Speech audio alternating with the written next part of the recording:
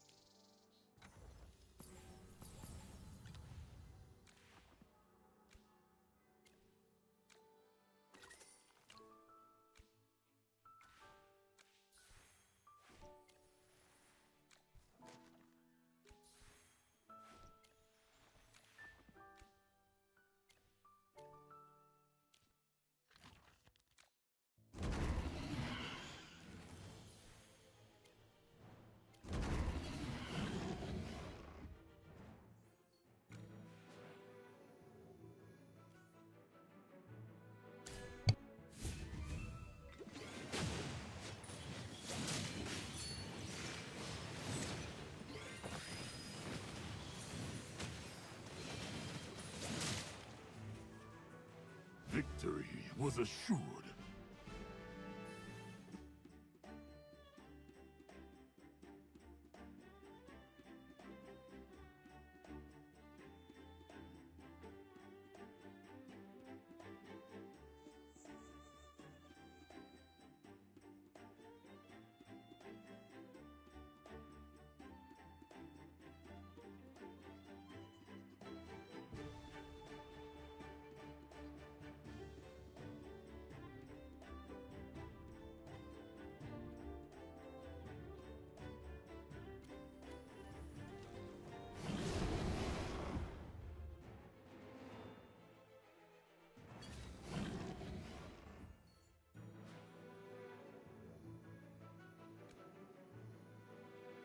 Victory was assured.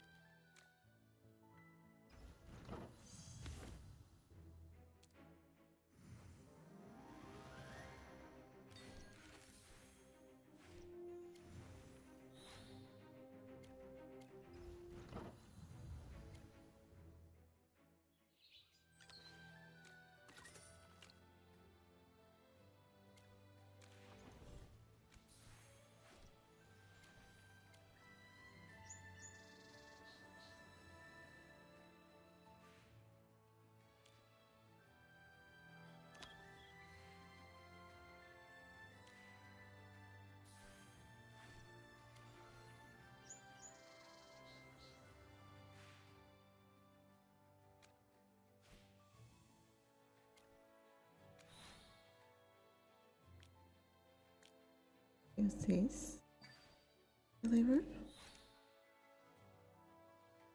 Oh, I still haven't got enough for an upgrade, huh? Well, let's see if I can catch some more of that fish.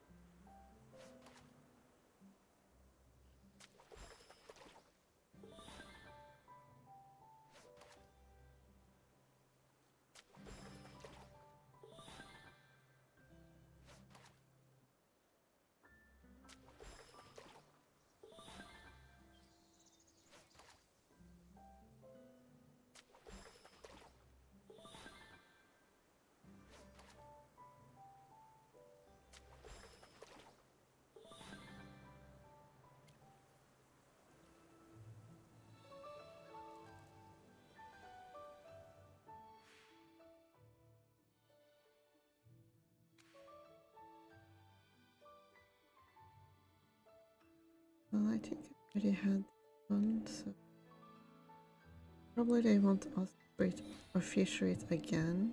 Although I don't know that for sure, but it's more likely that they're going to feature different stuff. Yeah, you know, I can upgrade my rod. Oh my. Reinforced rod.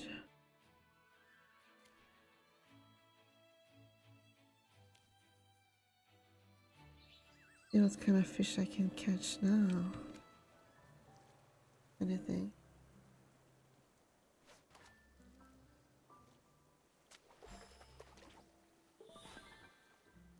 Mud flounder.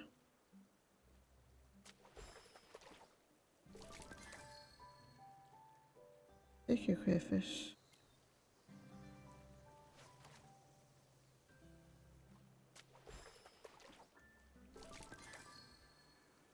Eternal bone.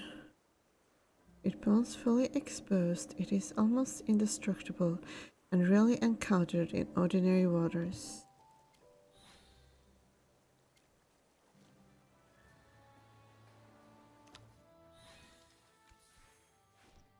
Well, I feel like that's enough fishing for now. Is that enough for a new... Oh, there's a Parisa.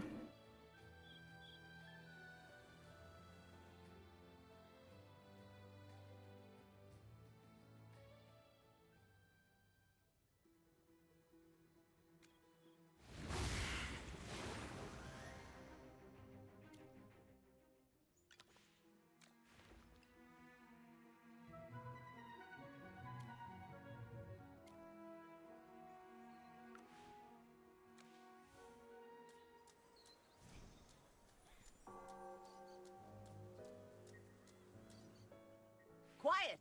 Students, quiet down. I am acting headmistress Dorella.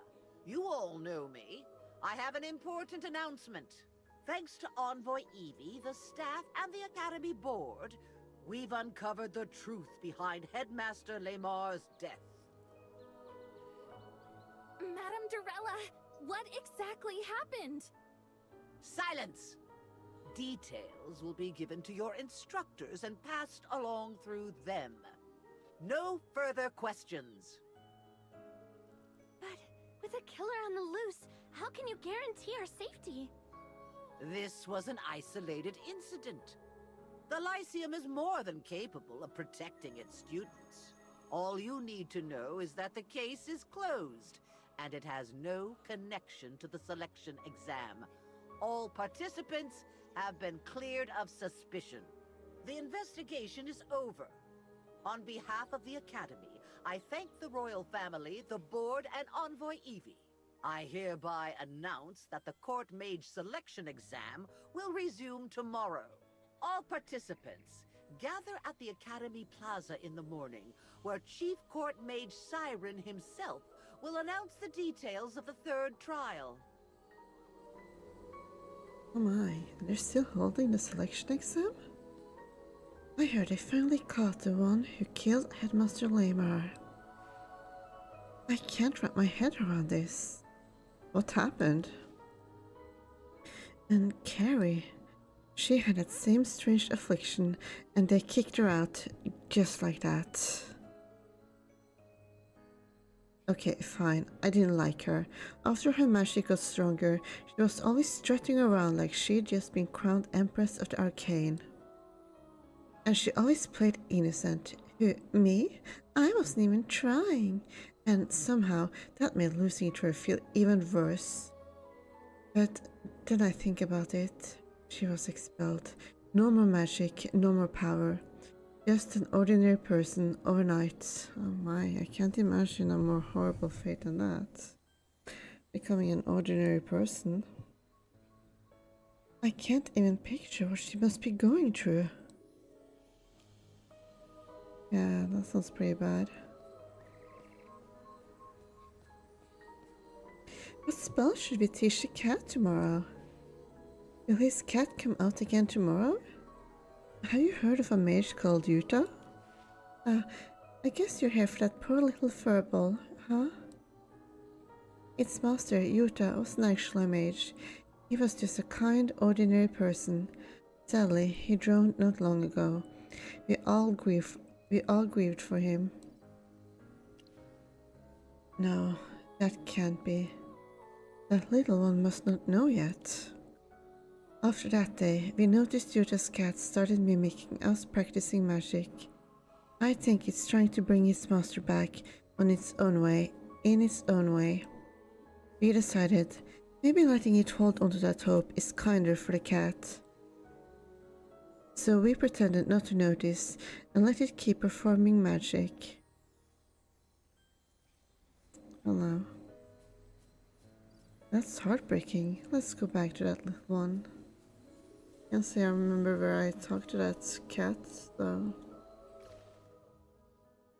for now I guess I'll be moving on with the story.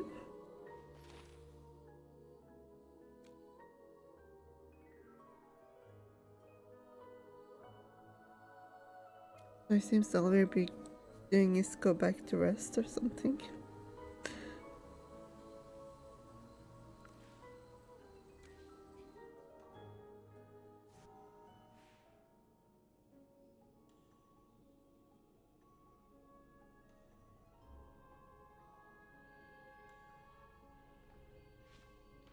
The rustle of bat wings feel unnervingly familiar. You tense immediately. This hidden chamber was shielded by both your and Countess magic. No ordinary creature should have found its way in. Relax. There are no enemies here. Can you hear me? Who are you? It's me, Zoria. What's this form? What kind of spell is this? No spell. This is my true body. Excuse me? The gargoyle you're used to is just a vessel I use. This is what I really look like. If I wish, I can use almost anything as a vessel. Oh. But Evie imprisoned you. That's quite convenient. Does this count as escaping custody? Not exactly. The gargoyle is still there, under a concealment spell. You needn't worry. I'm not too worried. The headmaster's death has drawn attention. Those behind it won't stay idle. What have you discovered? The Syndicate has been a thorn in the Arcane Council's side for a long time.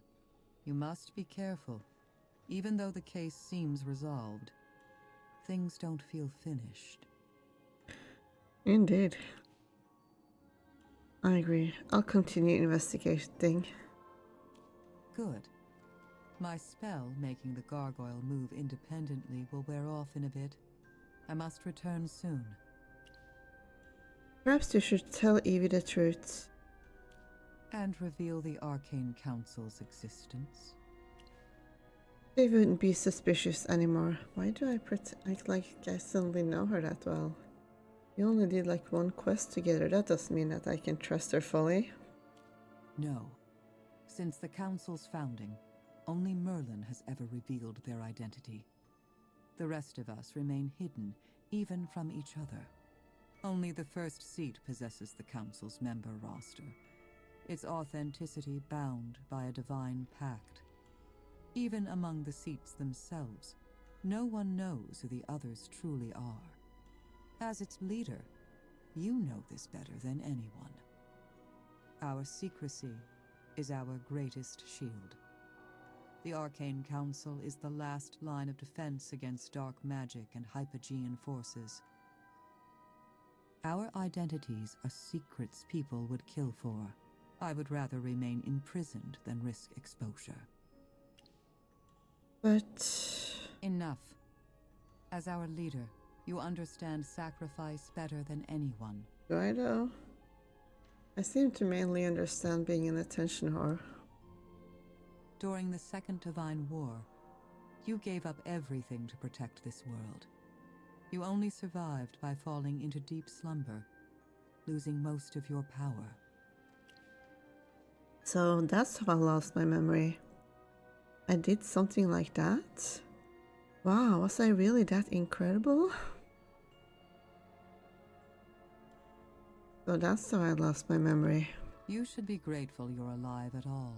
Compared to your sacrifices, what I'm going through right now is nothing. The exam must proceed as planned. We need to uncover the true plot behind it, whether the Syndicate or Siren is pulling the strings. I understand. Then I take my leave. Everything rests with you now.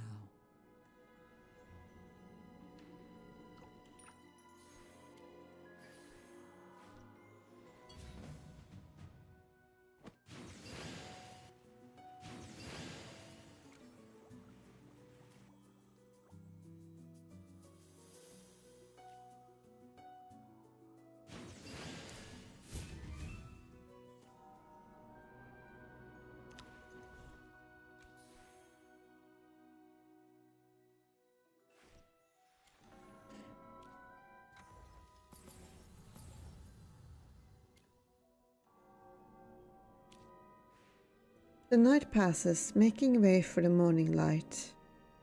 You're all set. It's time to head back to the court mage selection exam. Quest complete. Fractured answer. Evidence suggests the headmaster was silenced after uncovering the syndicate involvement in the magic loss cases. Yet you know the truth is still incomplete. Vigilance remains necessary.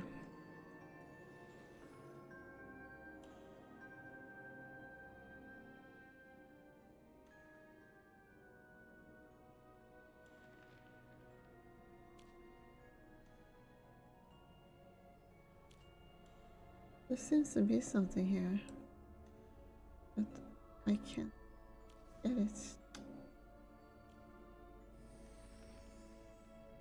Ah.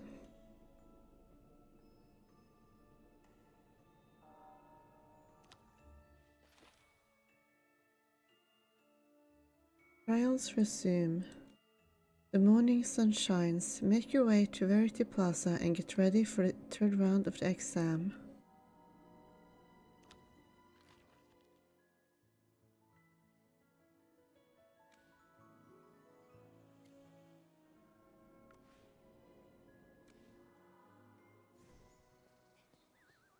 Redacted, over here. Hurry up, you're the last one. How's everyone feeling? I just get more nervous the closer we get. My palms are sweating and my heart is racing. I'm pretty nervous too. I'm feeling calm actually. Pippa, just breathe. You've got this. And it'd be a shame to mess up just because you're panicking. I just keep seeing the headmaster collapse.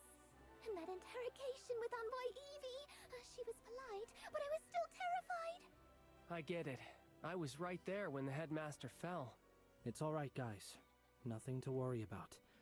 Envoy Evie confirmed it had nothing to do with you. Just put it out of your mind. Don't get stuck being scared. Focus on today's exam. This is the last round of the preliminaries. Get through this, and you're in the finals. Don't lose your focus now. Hey, I heard a rumor today's test involves transfiguration. Transfiguration? What does a court mage need that for? Everyone, sorry to interrupt. The judges will be arriving shortly, so please gather over here first.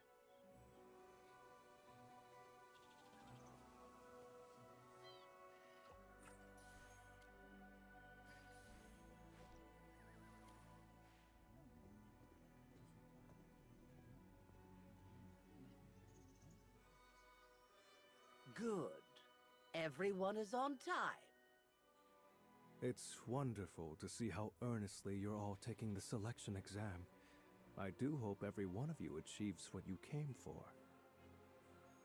As he speaks of achieving what you came for, Siren's lips curve into that faint, unreadable smile of his gaze lingering on you with a knowing glint.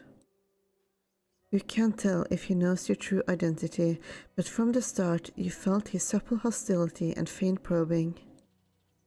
Looks like you'll need to keep a closer eye on him. Who knows what he'll pull today? As you know, court mages stand at the Empire's very core. We serve the royal family directly, privy to matters most could never dream of hearing. So, naturally, we must possess sharp perception, a talent for gathering and interpreting information, and sufficient counter-surveillance skills. Today's task is quite straightforward. Collect 5 different information fragments scattered throughout the exam area, then assemble and interpret their meaning. Those who successfully gather all 5 will advance to the final selection round. Magister Siren, will interpreting the fragments correctly affect our results? Ah, excellent question. Indeed it will, even if you gather all of them. Failing to interpret them properly means you cannot enter the final round. After all, the knowledge you uncover will form the final question of the exam. Here's a little tip. You may use any method you like to obtain the fragments.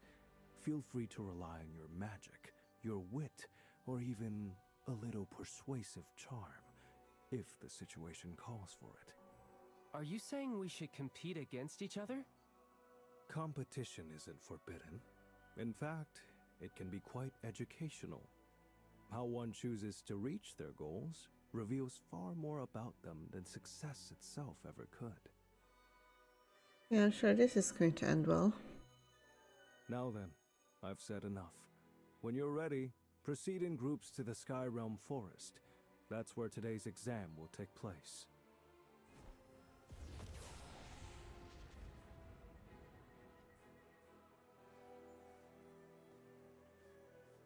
So what's the test today? Exam is in the Skyrim Forest? Pippa? Sylvan? You two are probably the most familiar with the forest out of all of us, right? Huh? I don't know about that, but I do love going there. I help Professor Celise weed and water the magical plants. She always has the best hazelnuts. Skyrim Forest? Who's Professor Solis? She's the best, the kindest and most beautiful professor at the Lyceum. She teaches herbology, and she's also our school healer. I adore her. Sylvan loves her classes too. He often helps me tend to her magical plants and make herbal remedies. She's in charge of the whole forest. She even imported some rare plants from the Dark Forest. It must feel like a second home to you. Yeah, exactly. So, any thoughts on this exam? The Academy never taught us to spy or run counterintelligence. I don't get it. What does gathering secrets have to do with being a court mage? But I guess the crown has its reasons, like Magister Siren said. What do you think, Jervin? Probably to weed out spies. The royal court can't afford a security breach. The school and the royal family designed this test for a reason. Let's not overthink it and just do our best.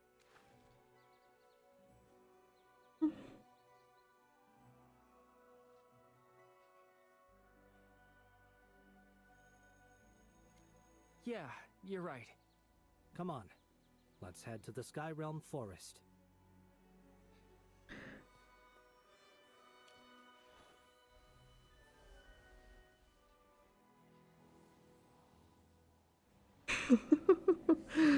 Oh, whoa. Slow down. I'm afraid of heights.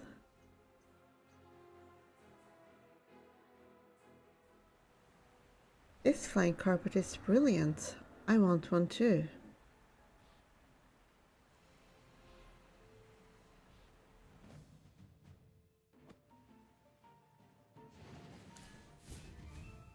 What kind of team setup is this? Yay, Stitchy! We won! Ah.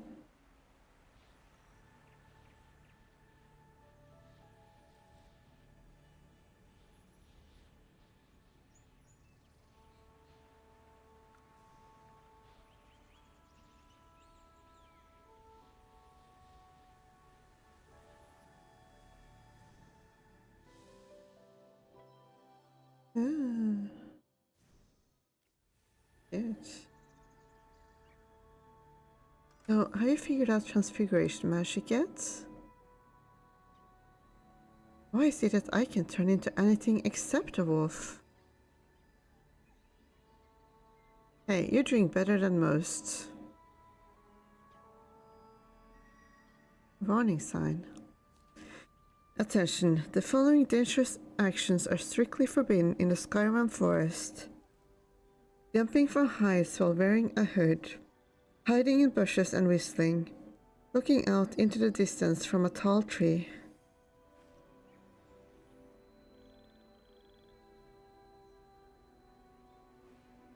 I'm so excited, I could burst. Transfiguration class starts today. Professor Hepler is finally teaching us Transfiguration. I was so excited I couldn't sleep last night. I kept imagining myself turning into some random critter. Just imagine me soaring through the sky as a majestic bird. Turning into a bird? That's advanced level stuff. We're nowhere near that yet. Fine, then I'll be a squirrel and climb the tallest tree in school.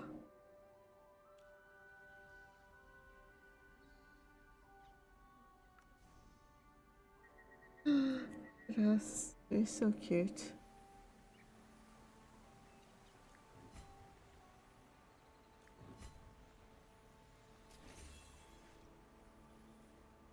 I hope that Garan is going to be playable later.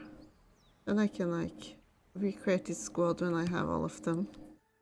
That's my non-quest squad. My default squad.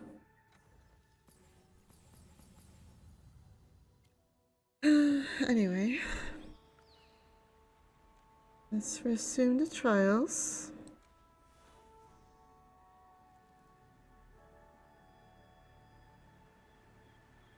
I gotta talk to Mr. Solis here. Oh, hello there. Feel like I'm glowing after soaking the sun. You should try to. Just remember to bear with the heat. Bear with the heat?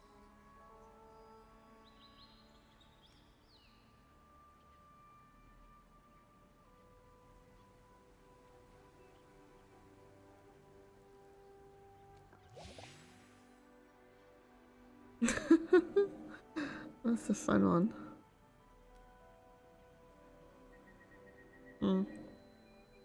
Okay. Everyone, please gather around. Is that everyone? Professor, are you judging the exam today? Oh no, not this time.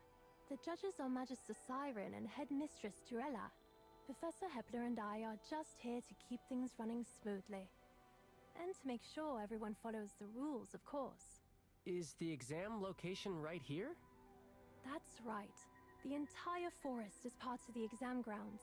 We've even set up a little surprise for you all out there. You'll see what I mean soon enough.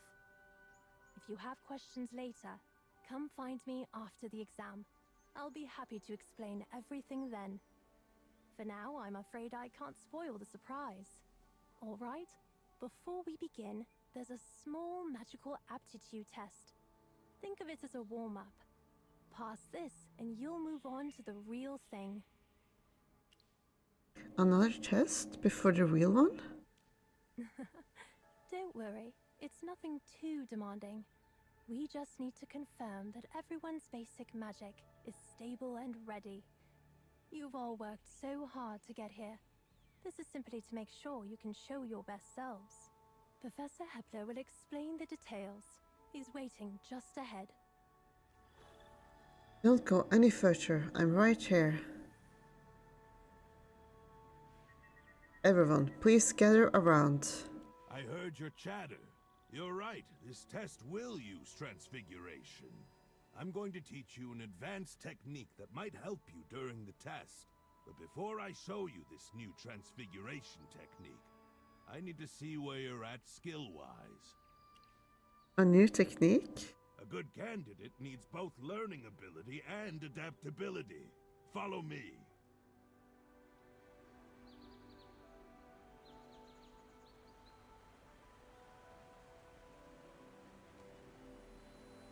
If I turn into a wolf, I can jump across. Did you hear some right here on campus? Unbelievable.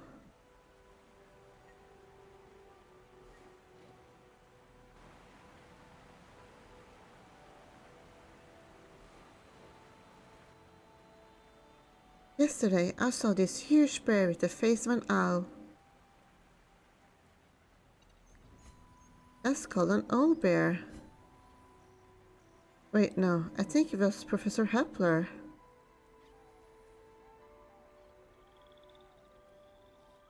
Transfiguration tests a mage's focus like nothing else.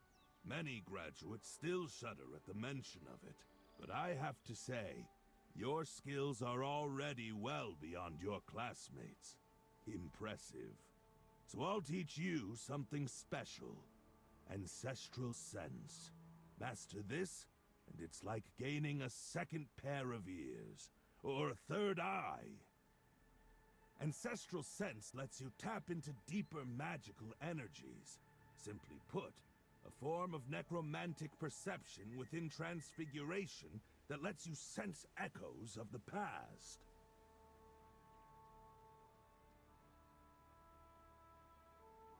A form of necromantic perception within transfiguration that lets you sense echoes of the past. It's like stepping from bright sunlight into a shadowy graveyard. Your senses sharpen and you'll awaken special abilities.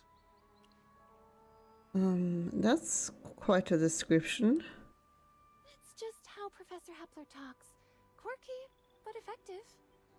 I feel like there could be better or more effective similes than that, honestly. If you use ancestral sense while in animal form, you can detect spirits within a certain range that normal eyes can't see. Oh, I read about this in a journal.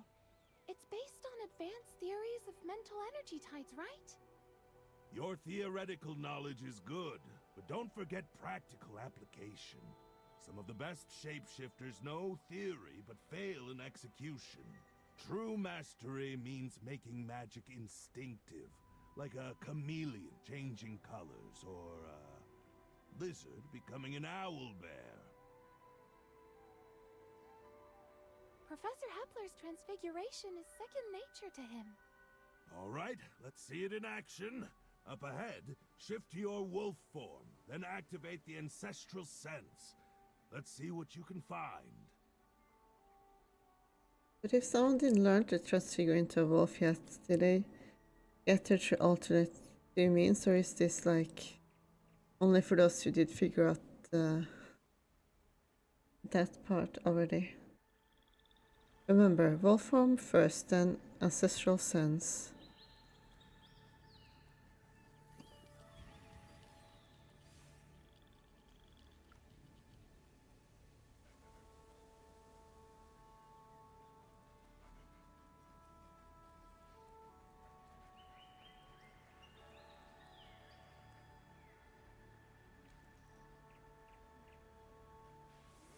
Unlocked wolf form, ancestral sense.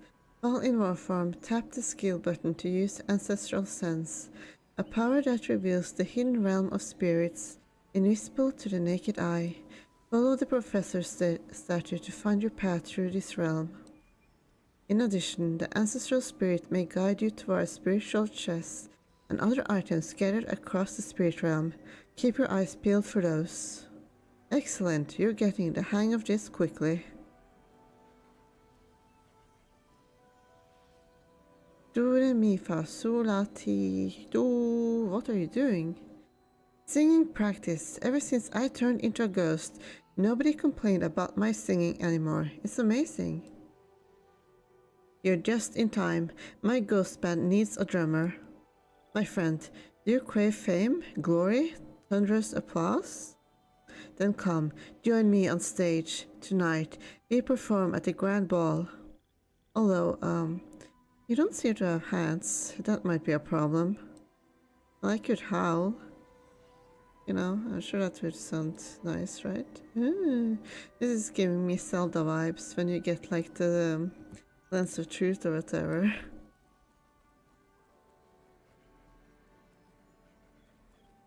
And I'm sure that's not an exclusive mechanic to Zelda, but you know. See? That bridge was invisible before, but now it's clear as day. Oh, hello there, Crusaders. I'm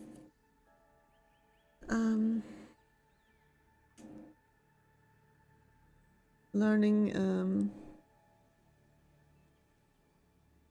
some things on the spirit realm, I guess. You've got a third eye now, a second pair of ears, another nose. Why a third eye? That's such a weird metaphor.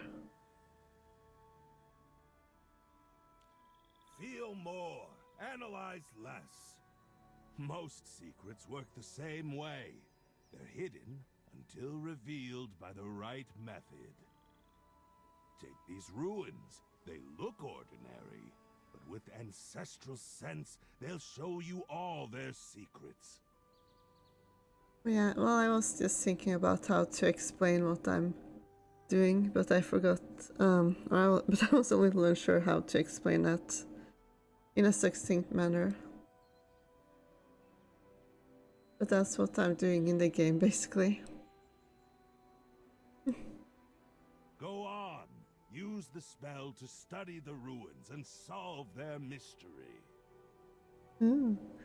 Alright, let's see what my third eye can find.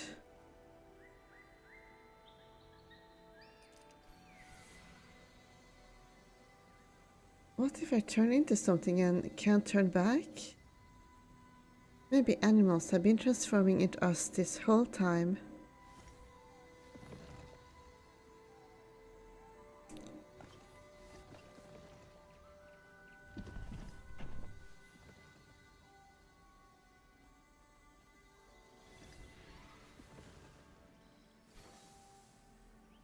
Oh, nice.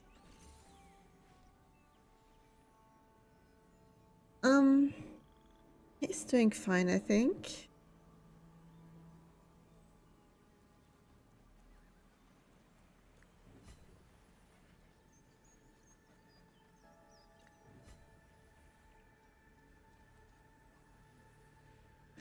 Very good, you're learning fast. I'd say you've passed this little test with flying colors.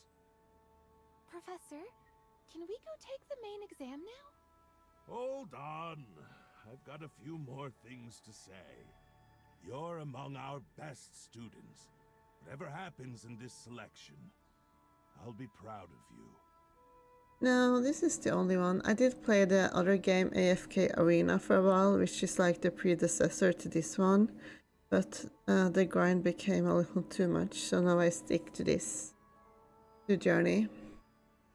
Even if there are some things I missed from Arena, like a few characters that I like there.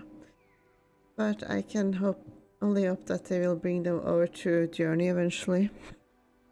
Becoming a court mage is just one path you could take. It might be the obvious one, but it's not the only choice. Your futures are bigger than this. The world has far more to offer than what you see here. Yeah, I do. Oh yeah, I mean, I do play other games than this, but lately it's mostly been this. But I did play. I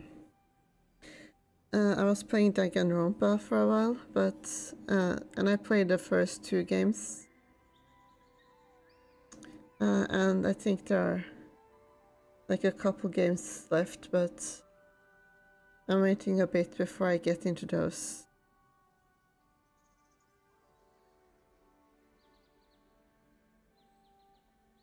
And I also like considered trying out some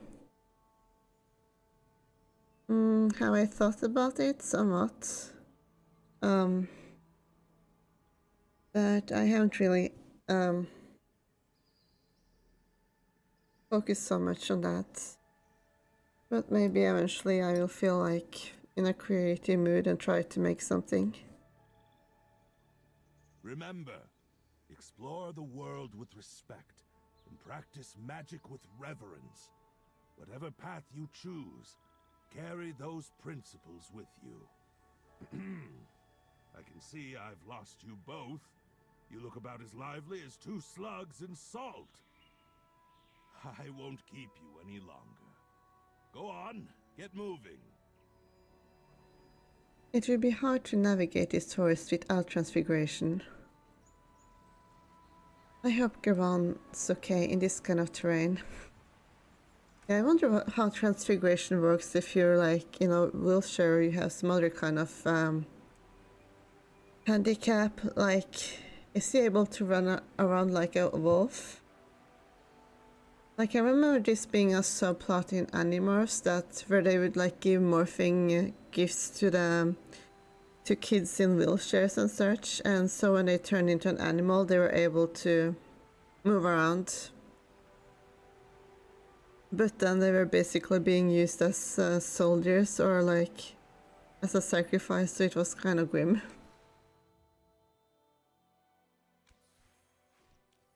But I'm sure Garon will be totally fine, and he won't die or he won't turn out to be a villain or anything like that.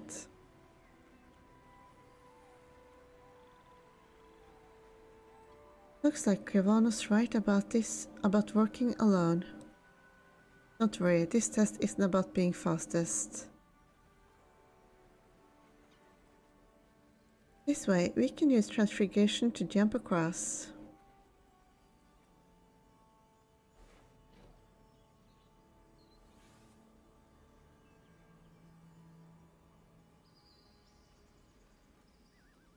Hello there, Oben. I hope it won't hit anyone. Another student stares at you in pure horror, backing away like you're some kind of monster. Guess you won't be exchanging study tips anytime soon. Could turn into a human briefly, just to see what he has to say. Hello there, Open. What's the matter? I'm toast this time. Why didn't I pay more attention while practicing the plant growth spell? I just wanted the scale cone a little bigger, but it exploded to the size of a boomkin and slipped out of my hands. Where's it now? It fell off the edge of the island. Oh no, Solstice Hall is right below. What if there are students inside?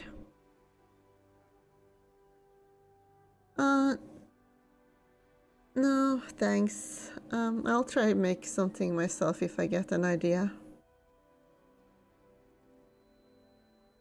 And that guy thing is spiky. I'm not going to accidentally kill someone and get expelled, am I?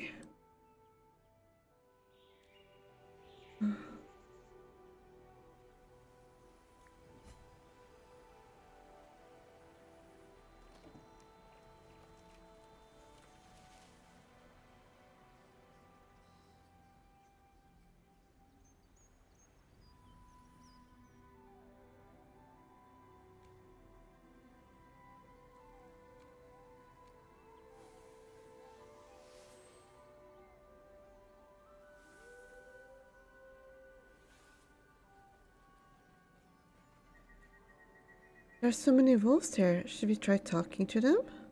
Hello there. Maybe I have to be normal wolf form to talk to them.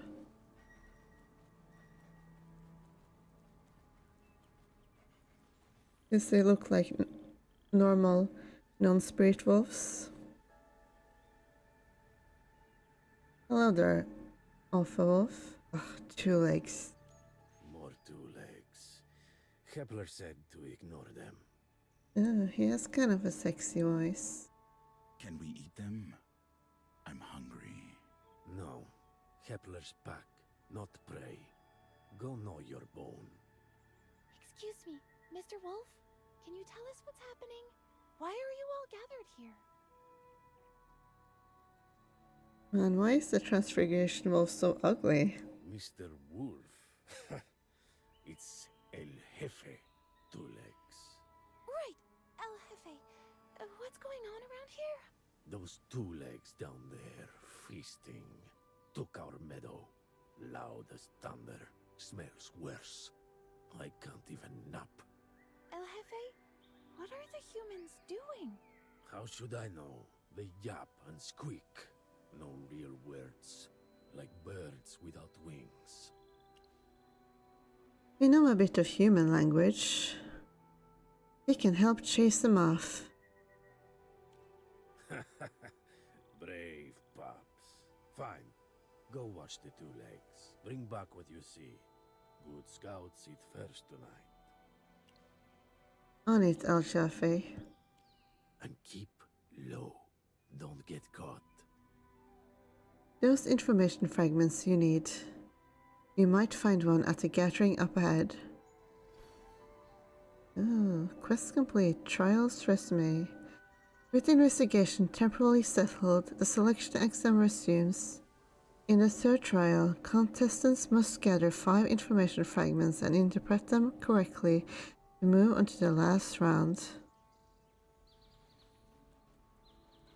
Hello, Curious Wolf. The treasure will be mine. Enough with the treasure. Look, I can smell rabbits nearby. And that's what we should focus on instead of chasing rainbows. Can you stop thinking about food for a sec? Let's wait until night when the moonlight's bright enough to light up our fur. If we have our ancestors' blessing, a hidden entrance will reveal itself deep in the forest. Ancestors' blessing? What's that? A new kind of snack? It's not something to eat. That entrance leads to the secret treasures hidden by humans. Bodies, there are tons of glittering stones inside. We can trade them with humans for smoked meat and never have to hunt again.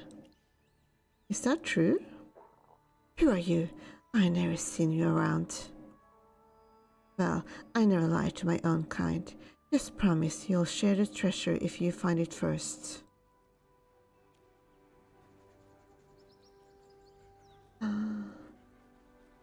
The plot thickens. My throat feels tickly. Kind of feel like howling at the moon tonight.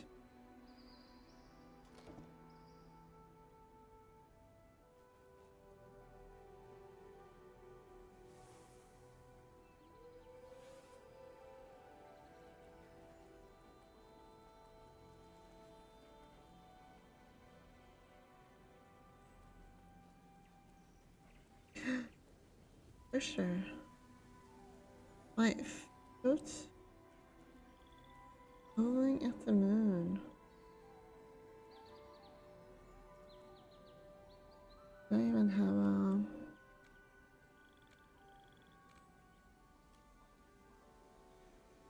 a... Maybe if I try turning it tonight.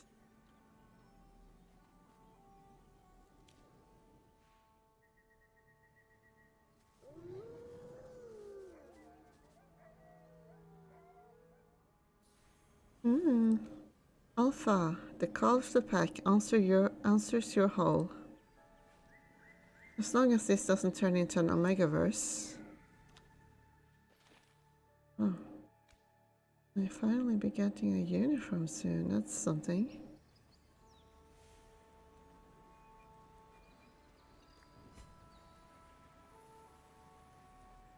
I feel like we should have gotten it like the moment we entered the school, but better late than never, I guess. I never knew being a court mage meant spying. Let's see what we can learn at this tea party.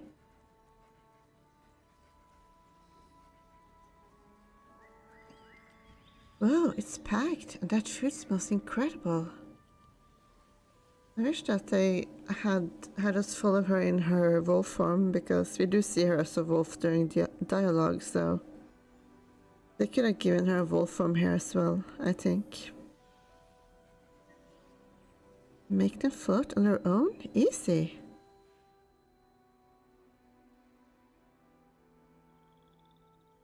Hello, may I see your invitation, please? My apologies. Entry is by invitation only. Looks like we'll have to find another way in. What if you dressed up as servants? We could act as student volunteers. That could work. They probably don't have a strict headcount for volunteers. Let's change into our uniforms and try going in. Ooh, yay. Now I get to dress up.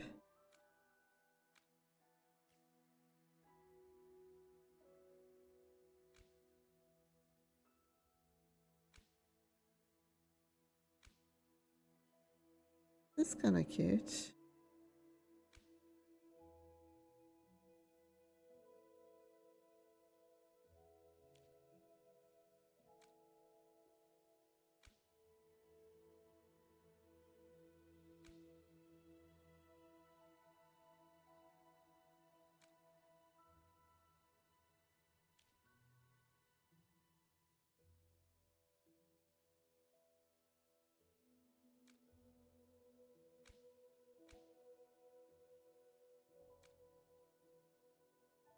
Unless I have to wear the hair. I can try it like this first and then see if they demand that I wear the hair as well.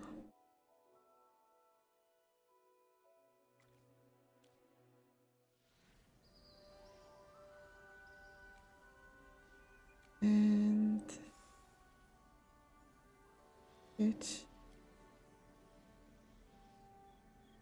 even the chief court mage is coming.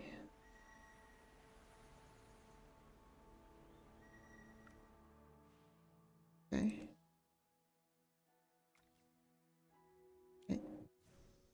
Wait, I don't want to wear the ears if I can't have the hair that I like with them. And I just wear this.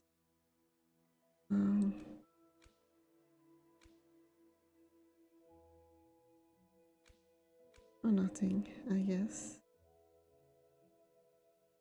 I think this is fine. Hello there, Mr. Attendant. Welcome. May I see your invitations, please? We're with the volunteer team. Oh, please show us your volunteer IDs. What? On the acting headmistress's orders, all volunteers must carry a school-issued pass for this event. Your passes, please. What if we left them in our dorm? Then I'm afraid you cannot enter. Security's tight for this tea party. Volunteer passes? They've never required that before.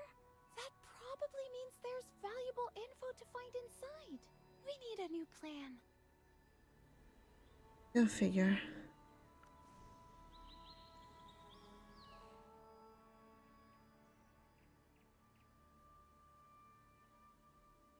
Do you have any ideas? Do you see that food cart?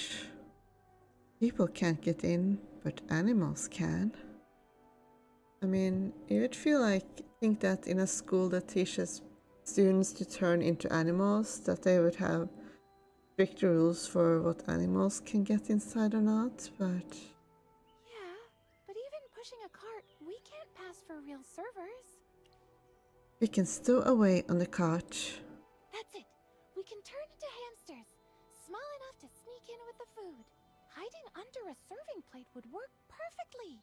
Turning into hamsters. Honestly, that sounds kind of fun. The sir is coming back. Now's a chance.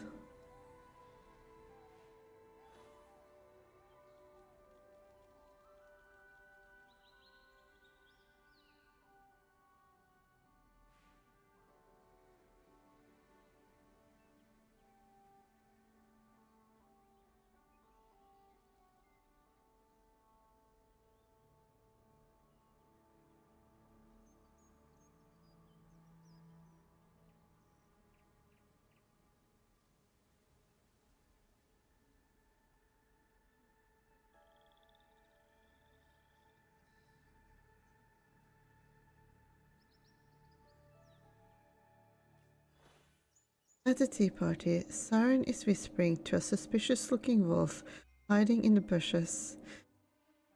After the wolf leaves, you and Cassidy slip out from the cart and blend in with the guests. Siren is here. Interesting. He seems to be communicating with that wolf. That wolf moves differently from the others. You calculated. It has to be another student, but which one? Where should we start eavesdropping? Let's try this table. Let's start with Siren. Magister Siren. I'd recognize that ornate robe anywhere. You seem awfully interested in Magister Siren. I mean, he's suspicious, right? Also, he seems to be my ex or something. But never mind that. He's the chief court mage, after all. Well, if anyone has the answers, he would. But we have to be careful. He'll spot us a mile away if we're not subtle. Okay, we need to get closer. Oh! We can climb across that Tower of Waffles. Those waffles smell so good.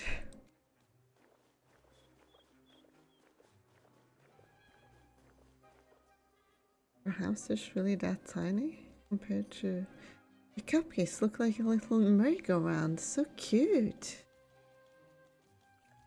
Oh, a cat. My apologies. I'll remove it at once.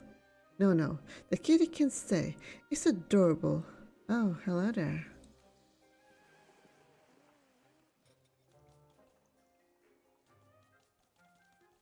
Is that a cat? Ah, hide.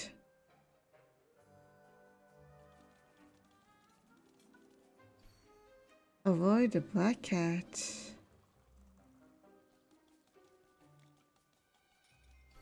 I feel like we're smaller than actual hamsters would be relative to the people.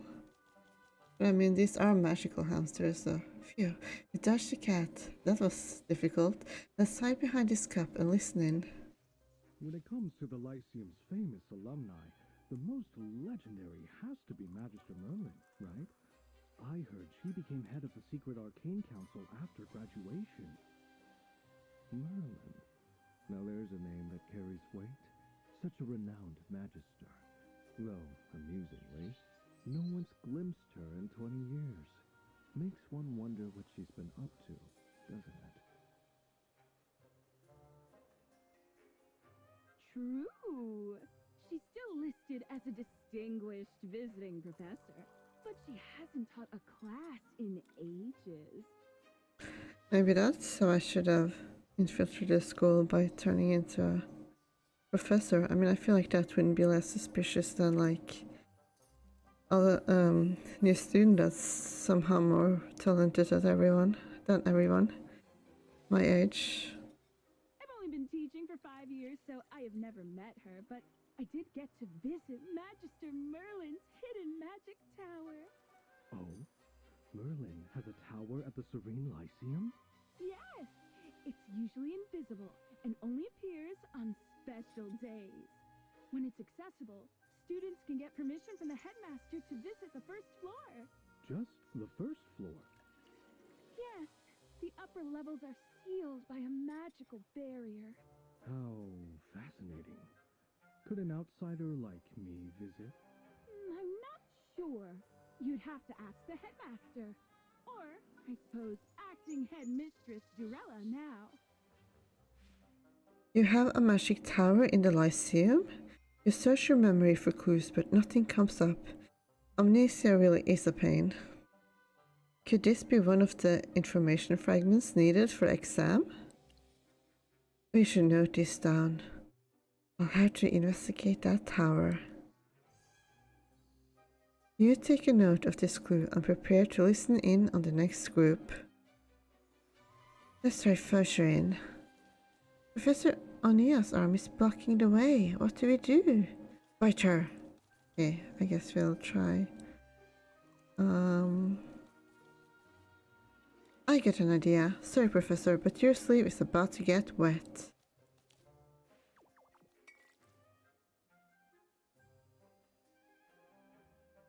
Dora, wow, how did that cup tip over? Server, we need a cleanup over here. Let's try that table over there. Oh my god.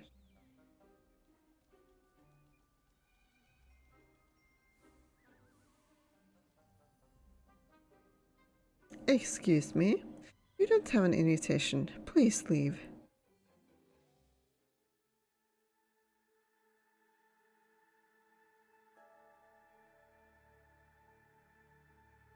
Come on. Oh no, that cat followed us. Careful, dodge it. Did I miss out on some cutscene? Danger ahead, we got to move around.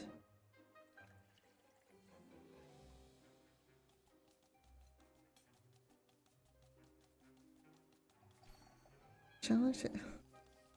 I mean, I don't love sneaking quests, so I guess I shouldn't complain that this is pretty easy so far, but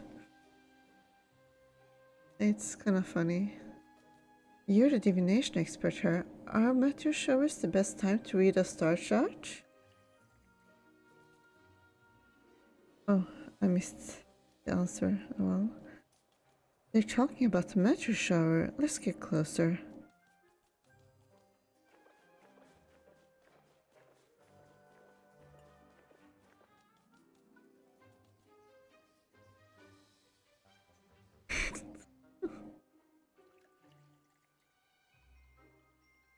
Apparently this isn't suspicious at all. Flying cupcakes. Right? A meteor shower is the absolute best time for star chart divination. The readings are supposedly far more accurate than on a normal night. I wanted to try a reading during the Astro-Throne meteor shower, but that's not for another year. I can't wait that long. Speaking of meteor showers, remember the very first spell we learned here? I feel like it shouldn't sound that muffled from a hamster's point of view, but I don't know. Maybe hamster hearing is worse than I think it is. Of course. Star shower. Pretty, but not very practical. Well, it makes a lovely backdrop for a marriage proposal. Star shower!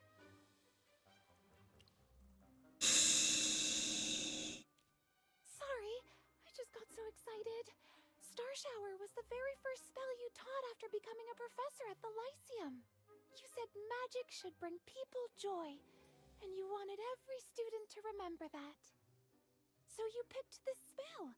Simple, beautiful, and it always leaves them in awe. You got a good memory. You think this could be an information fragment? Let's make a note of it. All right, I'll record this. Let's head somewhere else. The cat! It's seen us!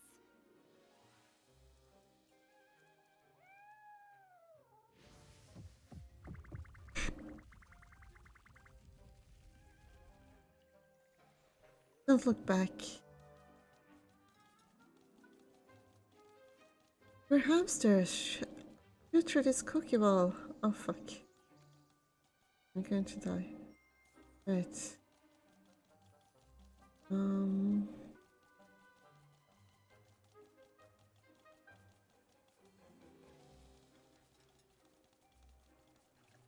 Yes, no one is noticing this giant apple rolling around. I mean, I guess that's pretty normal for a magical tea party, but...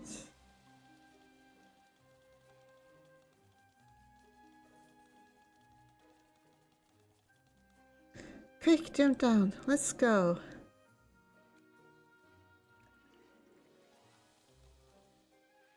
After a heart-pounding, snack-fueled chase, you and Cassidy make your escape from the party. Quest complete, hamster heist. To collect information fragments, you and Cassidy snuck into a tea party, disguised as hamsters. As you made your way through the crowd, you encountered a series of close calls, but managed to come out unscathed. Oh, fun. Purpose unmasked. Talk to Cassidy.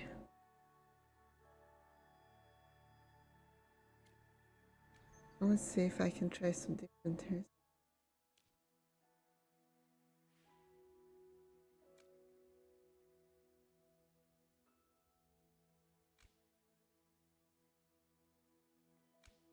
I think this looks good.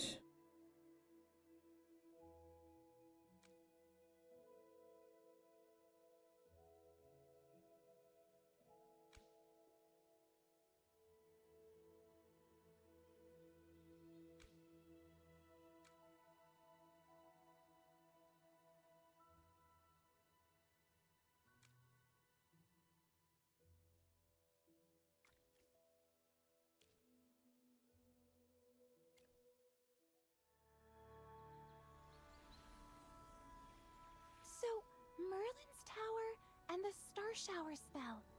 If my hunch is right, these are definitely two of the fragments we're looking for. But that's only two. Magister Siren said we need 5 fragments to piece this whole puzzle together. Looks like we still need to track down 3 more. We're moving too slowly. We're running out of time. You know, Jervin had a point. This exam really seems designed for people working alone. Maybe we should split up to gather intel. How about we meet near where Professor Solis is before the exam ends to share what we found? Sounds good. Try to gather as much as you can. Don't worry, I will. And let's not waste any more time.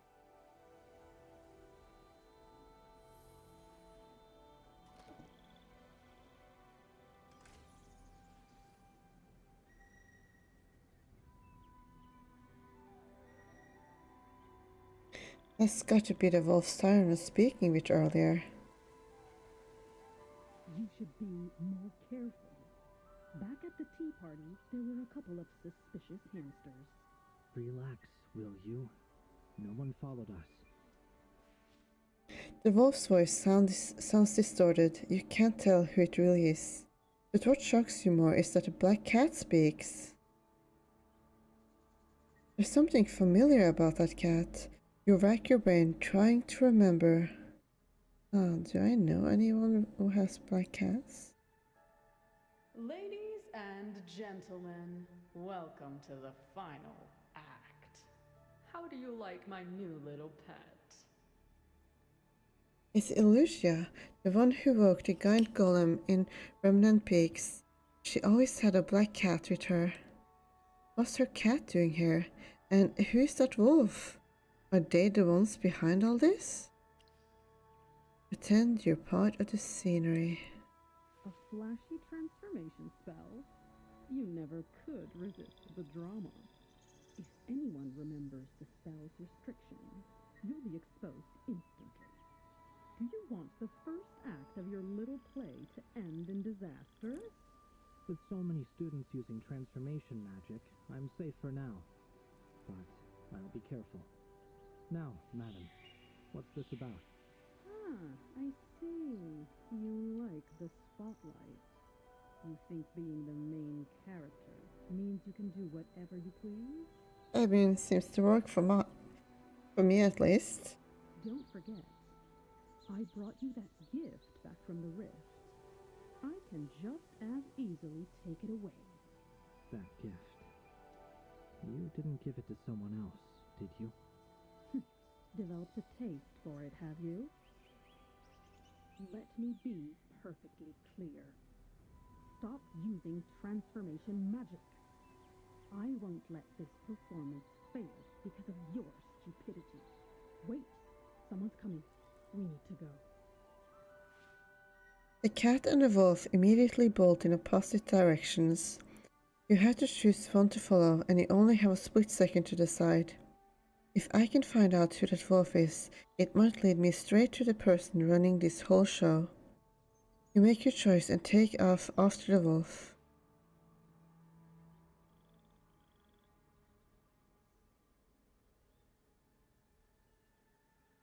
Sorry, but I need your fragment. Let's be real, acquiring it is just as valid. Don't expect me to go easy on you, you piece of shit.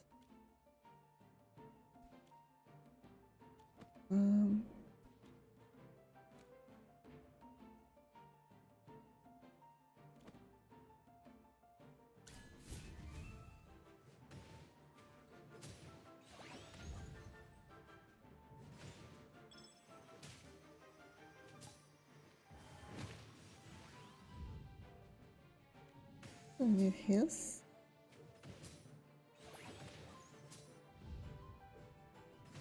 That.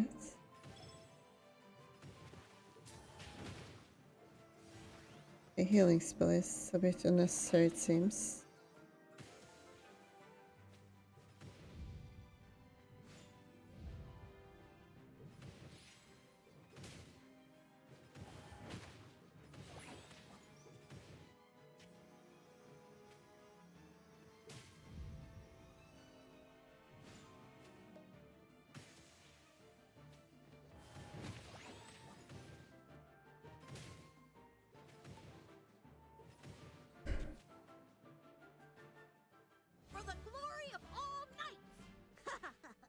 Before the exam started, Siren hinted that fragments could be obtained by any means necessary.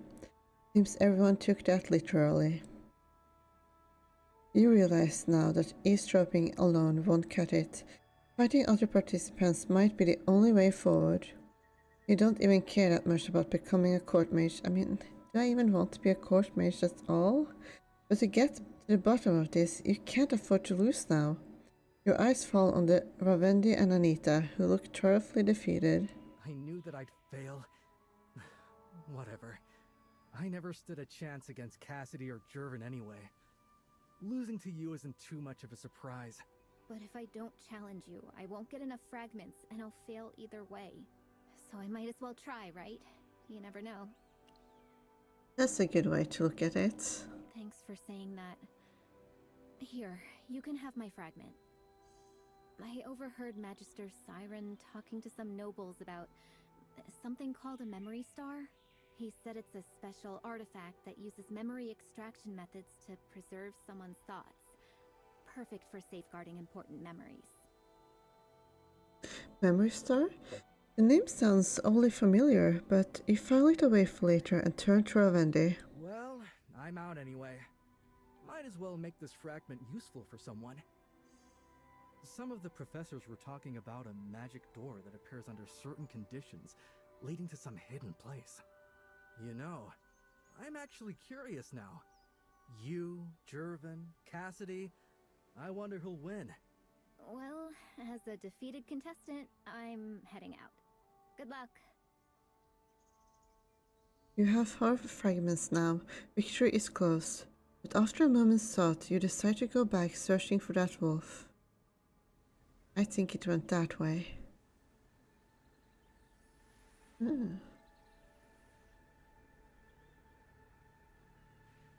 Impossible. There's no way.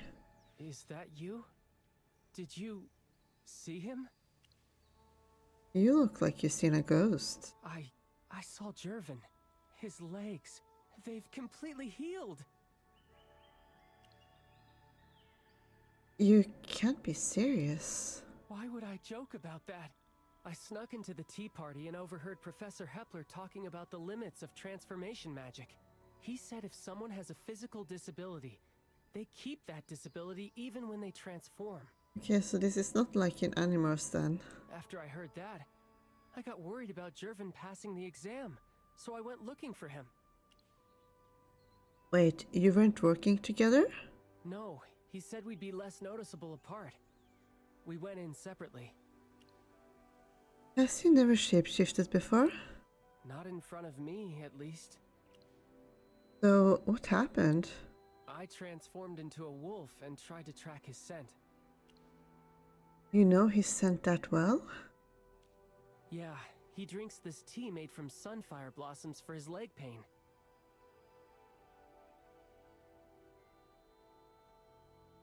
It leaves a very faint, distinctive smell. Easy to miss if you don't know it. It took me a while, but I finally found the wolf he turned into. And then I saw...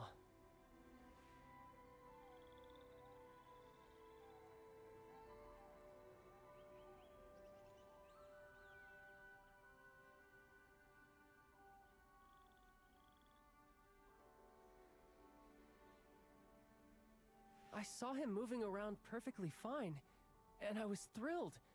I was about to run over and ask him when his legs got healed, and who the amazing healer was. But then it hit me. If it's not some big secret, then why is he hiding it? And more importantly, if his legs have been fine all along, then a lot of the reasoning in Headmaster Lamar's case falls apart. He'd become a suspect again. I just don't get it. Why wouldn't he tell anyone his legs were healed? When did it happen? And why keep up the act? I mean, you just kind of responded to your own question there. If you connect these two last statements of yours. I don't even care about this exam anymore. I have to find out the truth. Sylvan doesn't wait for a response. The moment he finishes speaking, he shifts back into a wolf and bolts away. Garon's legs are healed? This changes everything. I had to follow him.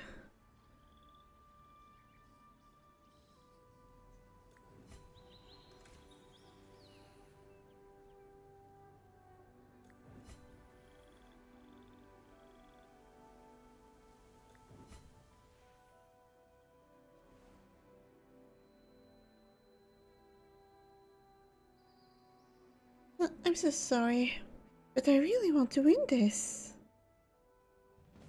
Oh, Pippa, you're so dead now. Hmm.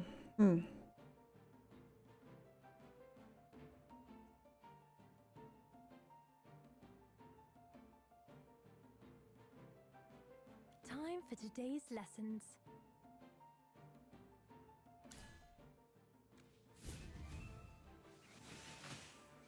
I can't afford to lose. Sorry, but I have to defeat you. Okay. Probably more effective if I put someone else with her, because she's a support unit after all.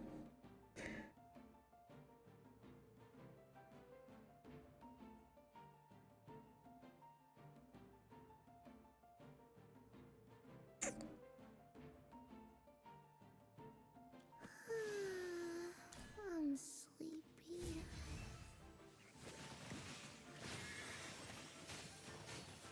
Oh, such powerful magic.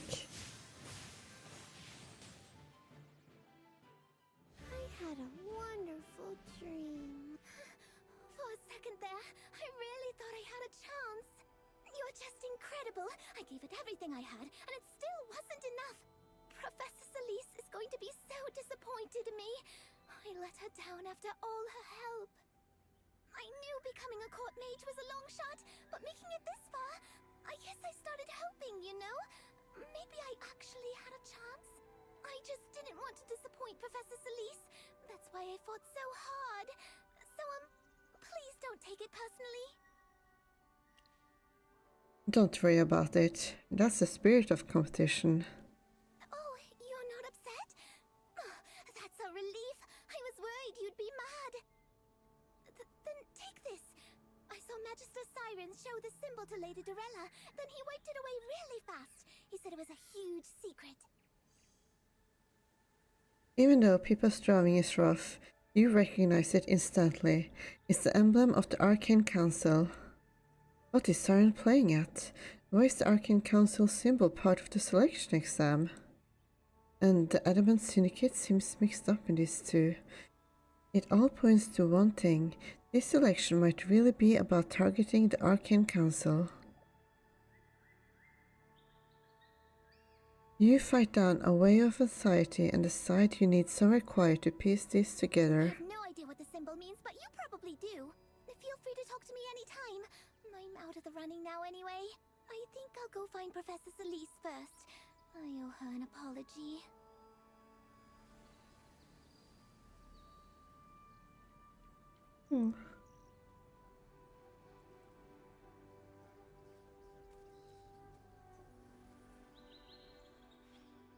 You find a quiet corner and lay out the 5 message fragments, trying to find the connection.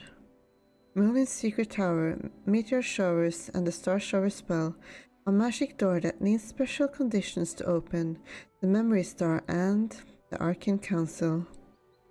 What do they mean? How do they fit together? What can we learn from this? Merlin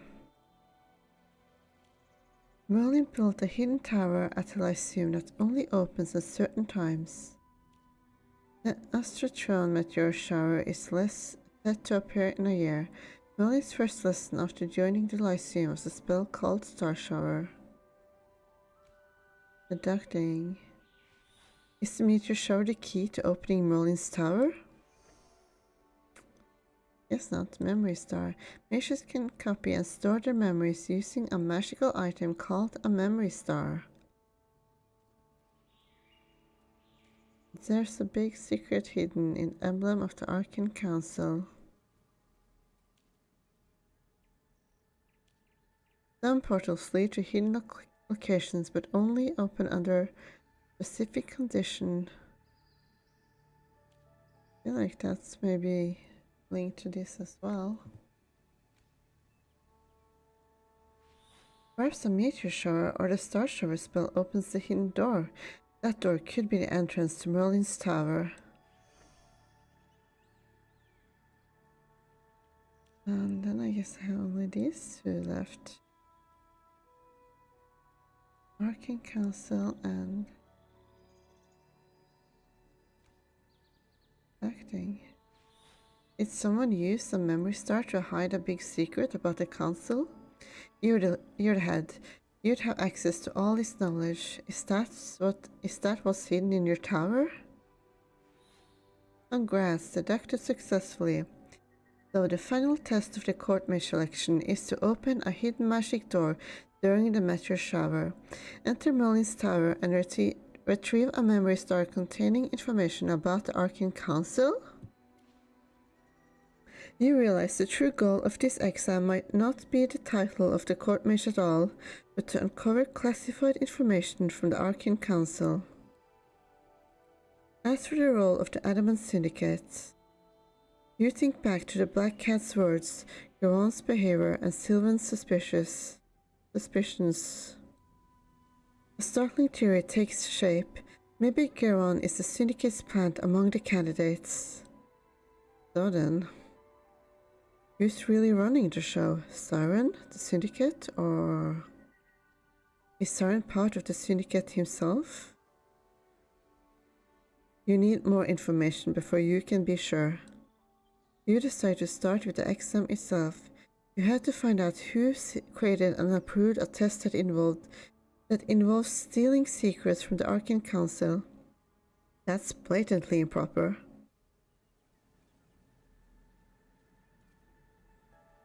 There's Silman. I hope you found Gervon.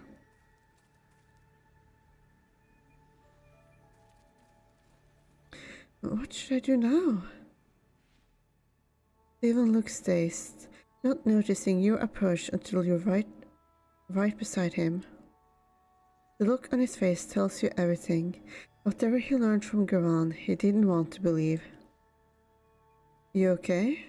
Me? I just had a fight with Jervin. I don't know. Did I mess up? Was it wrong to ask about his legs? Should I not have tried to give him the fragment? His legs are really healed then. He didn't answer, but yes, I saw it. The black wolf he turned into was completely healthy. No limp, nothing. A black wolf? Yes, I saw it myself. You gave your fragment to him? I tried to. When I caught up to him, I wanted to hand over the one I found. And he took it? No. Why would you give your fragment? Why would you give a fragment to him? Because his recovery was his secret, and I revealed it to you without his consent. According to my family's code, that's a betrayal of a friend. But with the headmaster's death, I had to say something. I meant it as an apology. I don't even know why I did it. Maybe I just made everything worse. How did Gervon react? He was really angry. Sylvan winches, closing his eyes as he relays the painful conversation. Why would you give me your fragment? It's my apology. I know you wanted to keep your recovery a secret, but I was so shocked, I told our new friend without thinking. Your legs. Why didn't you tell me? We could have... What, Sylvan? Did you think I couldn't gather the fragments myself? That's not it. I know you're more than capable. I just thought it might help. Make things easier for the final match tomorrow. I want you to succeed. I want you to become a court mage. Succeed? Help me? Don't make me laugh. Don't be so naive, Sylvan. You can't help me. You have no right to pity me. I don't need your help, and your weak apology is meaningless. Now that she knows I can walk, I'm sure she'll piece the rest together soon enough. Piece what together, Jervin? Don't tell me you... Sylvan, the ever-righteous son of a knight. If you still call yourself my friend, then stop getting in my way. Stop using friendship as an excuse. Take your sympathy and your weakness somewhere else. Go play the noble knight for someone who needs it. Don't ever show yourself before me again. Sylvan falls silent, the words hanging in the air. You find yourself turning over Garon's words in your mind. The picture is becoming clearer. Garon's plan is almost out in the open. You're sure you now have all the pieces you need to see the whole story. Just then, the bell chimes, signaling the end of the exam. Siren's voice echoes throughout the forest. Garon, Cassidy, and you, the three of you will proceed to the final round tomorrow. Hearing that Garon had made it, Dylan lets out a heavy sigh. You can see the pain and resignation in his eyes. He wants the secret of the Arcane Council. The Arcane Council? But that's completely against the rules! Everyone knows their affairs are strictly confidential. Why would Headmaster Lamar ever approve a test like that? Is that why he was killed? Maybe we should ask Professor Hepler and Professor Solis. They were there when the exam was being set up. Maybe they know something.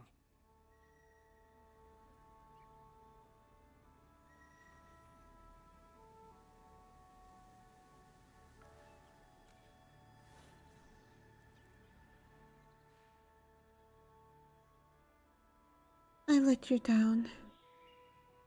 I didn't make it. I didn't even reach the final round. Everyone's going to laugh at you. They'll say you were wrong to recommend me. People will question your judgment for picking me. I know I'm not good enough, but I never wanted to embarrass you. Is that what you think? Well, I see it differently. You have a unique and wonderful magical gift, Pippa. You're creative and imaginative. You just need a little more faith in yourself. This was an incredibly difficult exam, and you made it to the 3rd round. Only 9 students in the entire academy managed that. You should be proud. Maybe I just got lucky. Luck's part of talent too, Pippa. Don't underestimate it.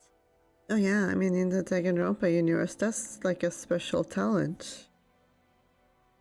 More importantly, your magic is special. It's wilder and harder to control than most, but that's often how it works. The greatest power is usually the hardest to master. You need to trust your gift. I truly believe you will become a remarkable Magister one day. Magister? I've never dreamed that big. No professor has ever believed in me like you do. You really think I could?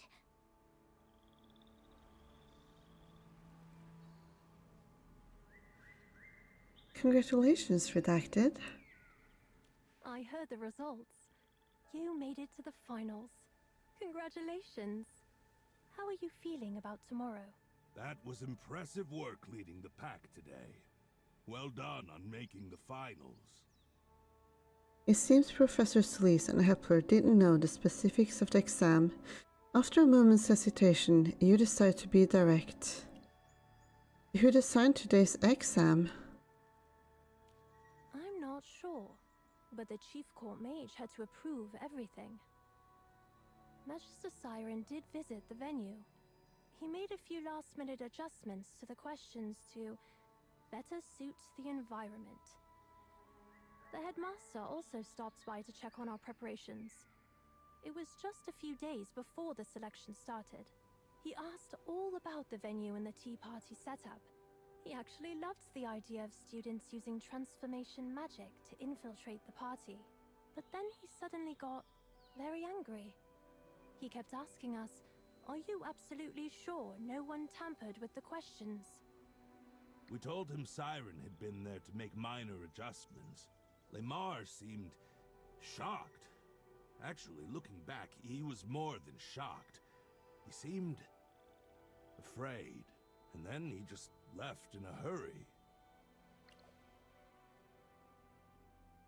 You didn't ask why? He was gone before we could get a word in. It was like he'd remembered something urgent. The next time we saw him, he was perfectly calm.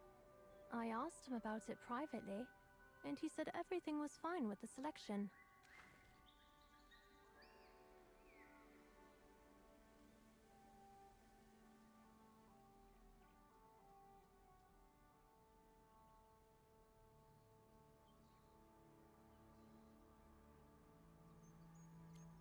since he'd confirmed it himself, we saw no reason to question it further.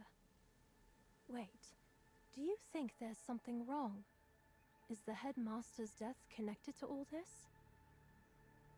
You hesitate, giving a non-committal answer. Sensing your reluctance, Celeste doesn't push further. Was the headmaster angry about Siren changing the test? Siren is clearly desperate for the Arcane Council's secrets. How deep do his ties with the Adamant Syndicate go? And Geron. With his legs healed, he had the means. If he's working with the Syndicate, then maybe the headmaster's death really is tied to him. A sudden, fierce anger rises in you. You want to find Geron and shake the truth out of him, but he's already vanished. You decide to wrap things up for the day and head back to find Evie to tell her what you discovered. Redacted, wait! I feel like I'm going after soaking up the sun. Man. Oh.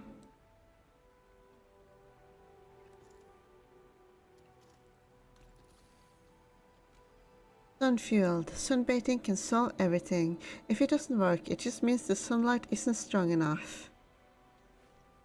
Okay. What is it, Pippa? Can I talk to you for a second? Well, I just wanted to say thanks. What for? It's just, we haven't known each other that long, but you've already helped me so much. Today I know I held you back, but even after I lost, you still comforted me and praised me. So thank you. You're a really, really good friend. Oh, that's sweet of you to say. I'm a little embarrassed now.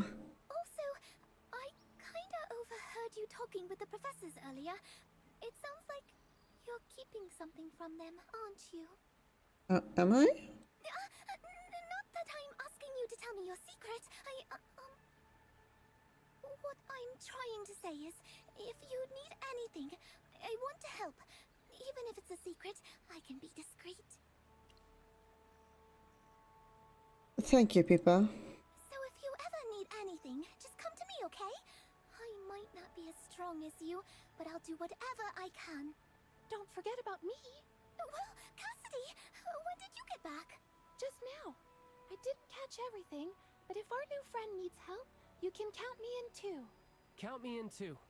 And you know why. If you know what Jervin is planning, you have to tell me. Please. After a moment's thought, you decide to trust your friends.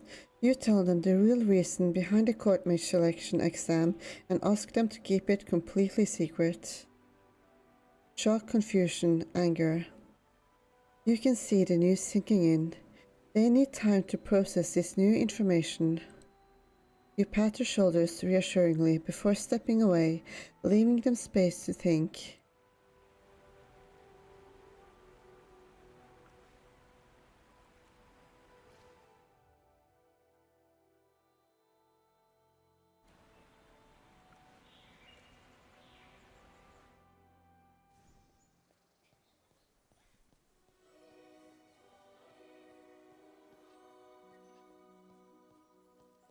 Looks like Evie's over there.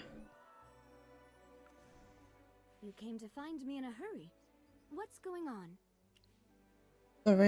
Siren is working with the Syndicate. What? That's a serious accusation. Tell me everything you know. What is the mastermind after? Secret talk between Wolf and Cat.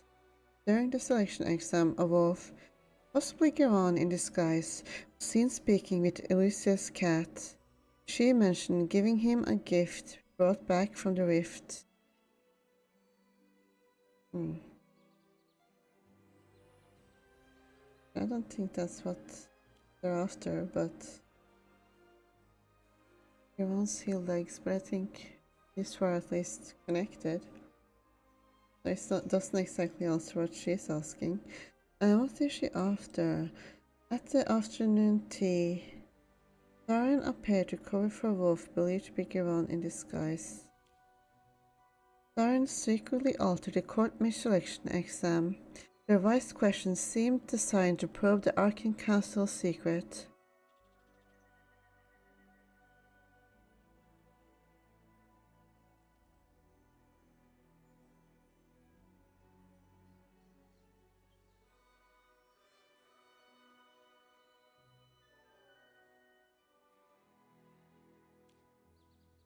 Headmaster Lamar was furious when he learned the exam question had been changed.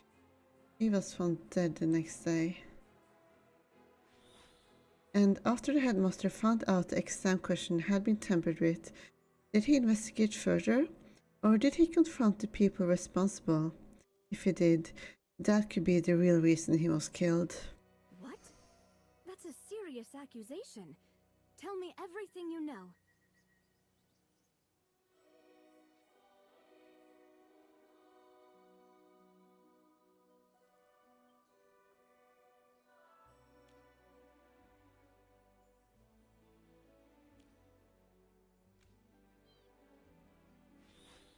So, if the Black Wolf really is Giron, that means Siren is working with the Syndicate.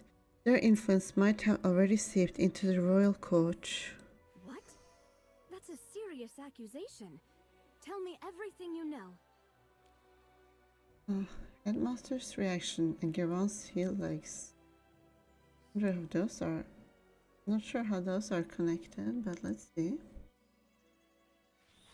Considering Giron's legs have miraculously healed and his ties to the Adamant Syndicate, his entire testimony about the headmaster's death is no suspect.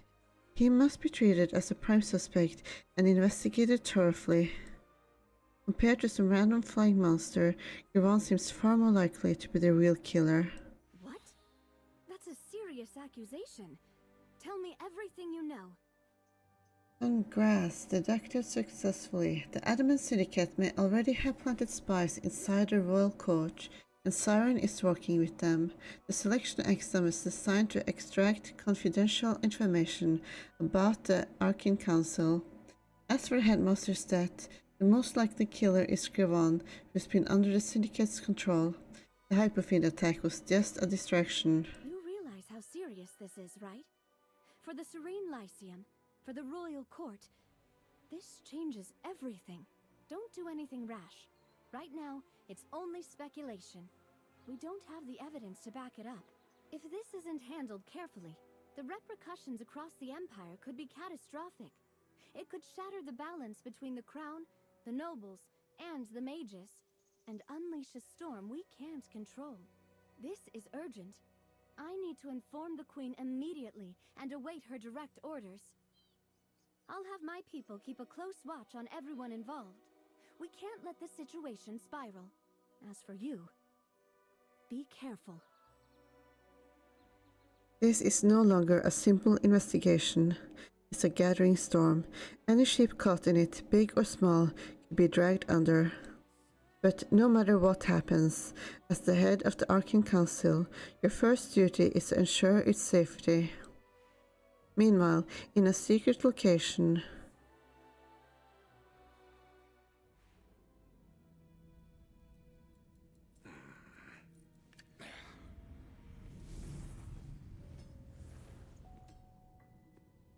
An emergency meeting? Make it quick. My time is valuable. Seems you have a poor grasp of what valuable means. Gentlemen, try not to bicker like schoolboys.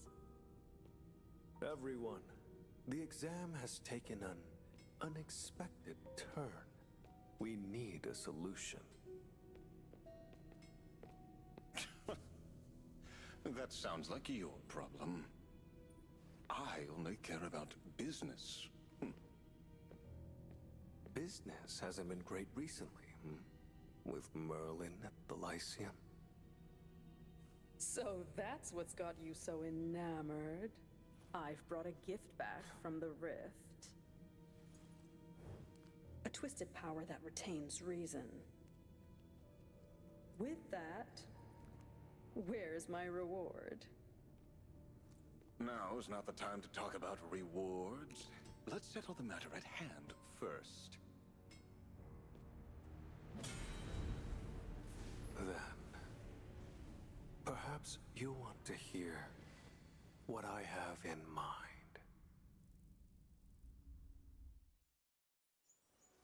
This is the calm before the storm. The pieces are finally coming together. I had to tell Soria. I should head back to the lounge. It's secure, and frankly, I need a moment to rest. After getting your discreet message, Soria meets you in the lounge. Merlin, you contacted me. What did you find? Tell her about what you uncovered today. So whether it was about a magical contract or the selection exam, the headmaster's death leads straight back to the Adamant Syndicate. But I never imagined the chief court mage himself was involved. A man the royal family trusts implicitly. His ties to the Syndicate must run even deeper than we thought. Tell her your conclusions. The Adamant Syndicate, Jervin, Siren. They've likely been in collusion for some time. Once their plan succeeded, Jervin would take a seat among the court mages. Siren would gain access to the Arcane Council's classified archives, and through them, the Syndicate would learn everything we've been protecting. Unless we have solid proof, we can't rush to accuse Jervin or Siren. They're firmly entrenched in the nobility and the court. Neither of us could topple them lightly. We have the broad strokes, but we're still missing details. The conspiracy is aimed at the Arcane Council. Our enemies are hiding in the shadows, watching our every move. If they succeed, our secrets will be exposed, and every one of us will become a target. I won't let that happen. Don't underestimate them. The Syndicate doesn't give up easily, but no matter what, our secrets cannot fall into their hands. If it comes down to it, destroying that memory star thereafter is better than letting it fall into their hands. I trust you'll make the right call. First seat. You feel the immense weight of the Council's secrets. The title of Magister Supreme has never felt heavier. It's true, you lost your powers, your memories, even the people who once stood beside you. But something inside you has always remained, a quiet pull, a guiding voice, leading you back to who you truly are. Soria leaves, and you're left alone with your thoughts. Sleep eventually claims you. Before long, dawn breaks on a new day. Evie should have an update by now. I'll go see what she has found. First, I gotta BRB for a moment. Yes. I gotta go pee.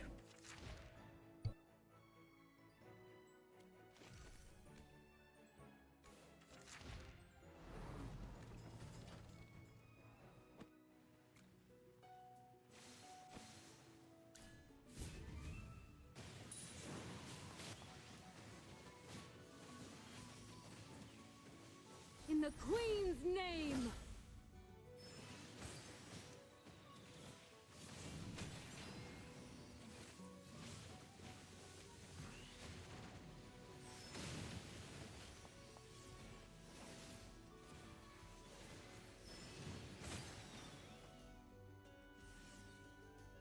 This is as far as you go.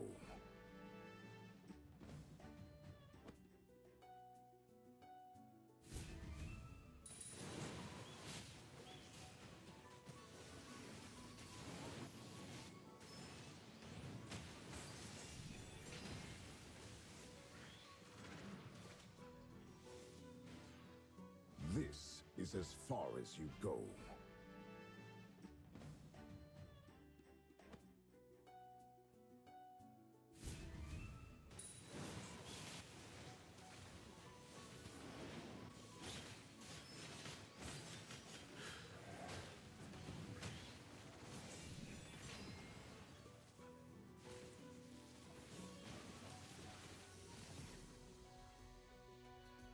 The forest will always protect its children.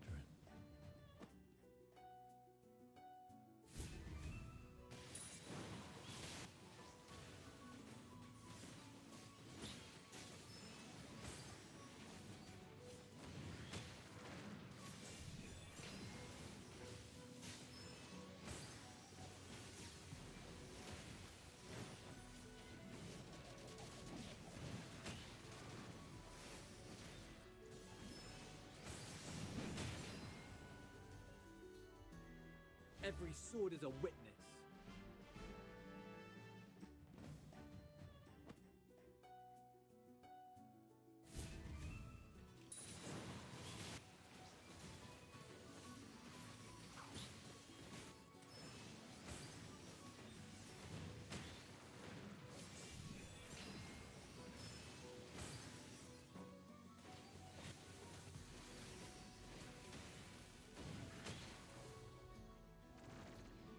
Every sword is a witness.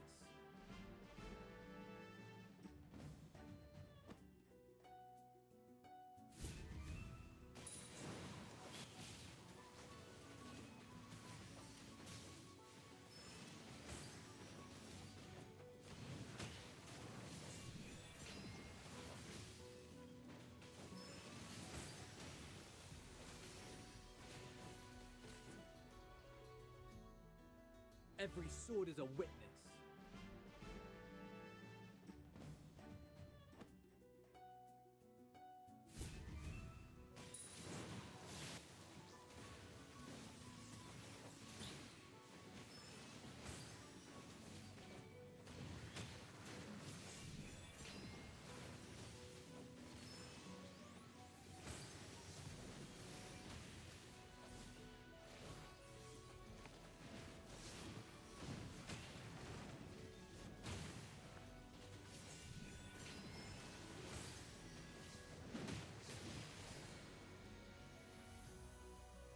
Every sword is a witness.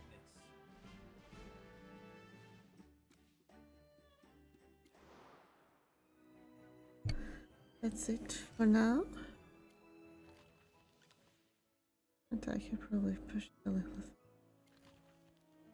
Not that fun to do too many in a row, so.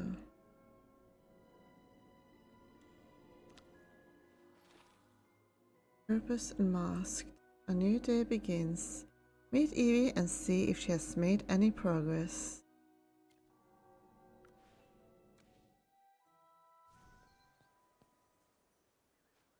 Keep a close watch on him.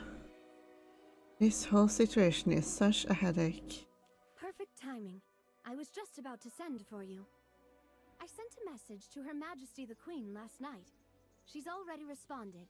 This morning, the authorities officially reopened the investigation into the headmaster's death. I've taken Jervin into custody. By imperial law, I can only hold him for 3 days at most.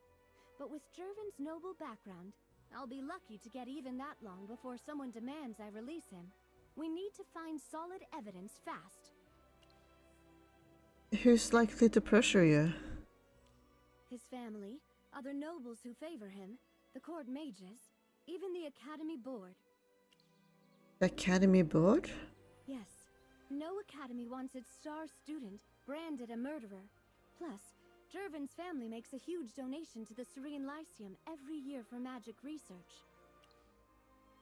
What would count as solid evidence?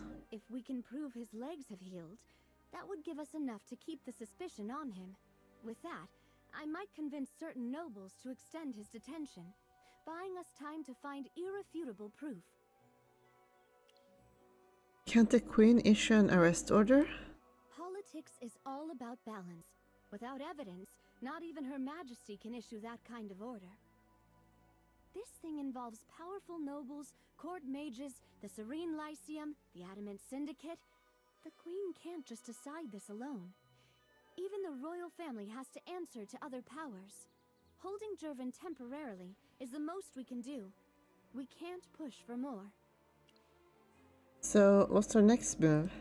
We should find proof that his legs have healed as quickly as possible. I don't know how long we'll be able to keep him in custody. Can't a healer examine him? I've already done that. When I detained him, I arranged for both a healer and a mage to examine his legs. The healer found signs of severe nerve damage in the past, but couldn't confirm if they're healed now. The mage determined the injury was caused by dark magic, and the residue is still there. In theory, Jervin really shouldn't be able to walk.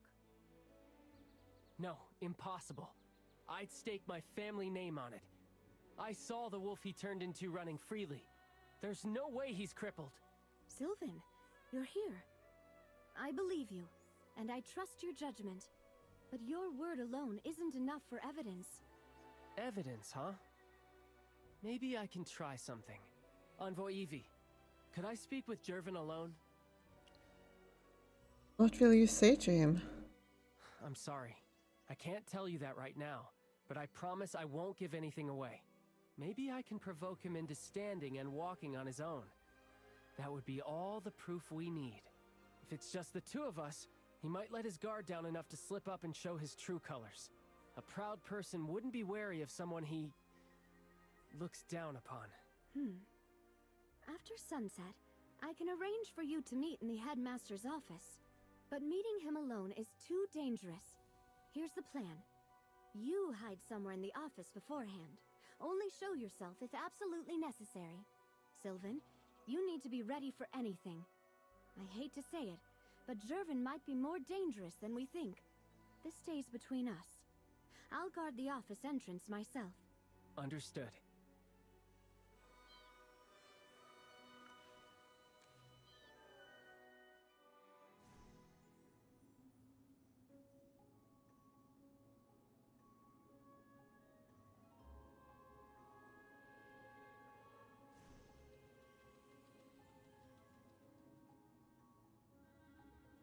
They probably won't come until after the dark. They probably won't come until after dark. I'll get behind the curtains for now. Combat is the most straightforward way to assess the candidate's magical prowess. A solid command of alchemy and potion making is equally important.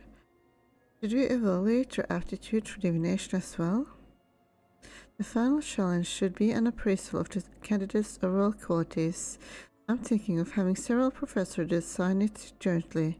Needless to say, the difficulty level will be quite high. The difference between the preliminary exam questions and the actual test is huge.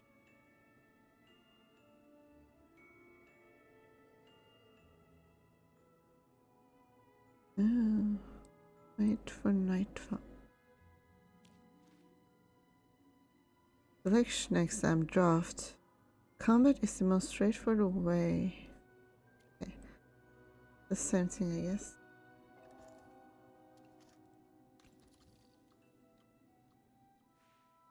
As night falls, Gavan and Sylvan arrive.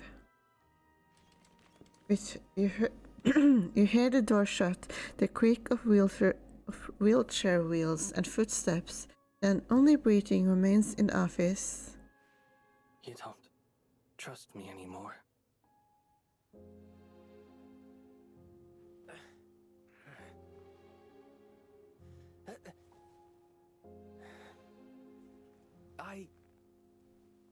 I did once.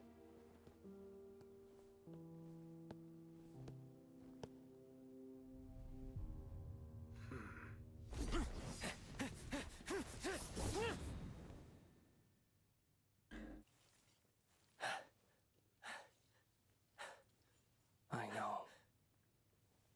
You won't hurt me.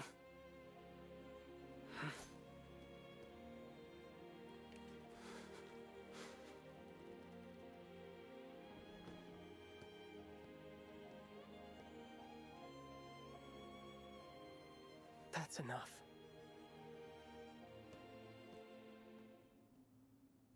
I take it the talk didn't go well. Jervin, it's time to go back to the holding cell. You're still under detention. For now. But you can't keep me much longer, Envoy Evie. That's not your decision to make. No. And it's not yours either. Suddenly, footsteps echo down the hall, followed by an unwelcome voice. Envoy Evie, as Chief Court Mage, I must insist you release young Jervin. As one of the top contenders in the selection exam, he's already made it to the finals, and I dare say he has every chance of becoming the next court mage, serving the royal family directly. Now, detaining him without solid evidence? That would be a breach of imperial law, and let's be honest, not the kind of impression you'd want to leave, would it? Who gave that order? Oh, no one's issuing orders, merely the advice of a humble servant of the Empire, and a gentle reminder of what the law demands. As Magister Siren said, you lack evidence for your accusations. The Lyceum Board is deeply concerned about this matter. I'm here, representing them, asking for Jervin's immediate release. I've also received a personal letter from Marquis Guard, Jervin's grandfather. The Marquis requests that you follow the law rather than personal whims. So you're forcing my hand. Force is such an ugly word, don't you think? Let's say it's a friendly suggestion, with the Empire's best interests at heart. And do trust me, Her Majesty would hardly hold it against you. Siren, mind your tongue. Her Majesty has nothing to do with it. Huh. Is that so? Then I must have been misinformed. My mistake entirely. Now, as for Jervin's detention... It seems I have no choice. Jervin, you're free to go. I told you, Envoy Evie. Some things are beyond your control. Master Siren, Headmistress Durella, shall we?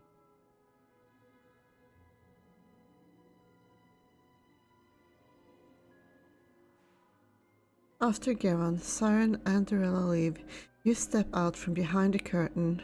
Sylvan's plan didn't work, but he gave it his best shot. Like you heard, without solid proofs that Jervin's legs are healed, and with all that pressure from different factions, I had to let him go. What will you do now? Keep competing in exam. Wait for him to slip up. You're thinking of forcing him to reveal his healed legs during the final match? Not a bad strategy. If we're lucky, we might even flush out whoever's backing him. But it's risky. One small mistake, and this whole thing falls apart. If you're going through with this, you'll need to get ahead of everyone else. Find Merlin's hidden tower before anyone else, and get inside first. That way, you can learn the layout, and have more time to put your plan into motion. Trying to find your own magic tower. Ironic, isn't it? But what else can you do with that memory of yours? You should ask someone who knows the tower. Zoria or Countess, maybe? Guess it's time to head back to the library, Lang.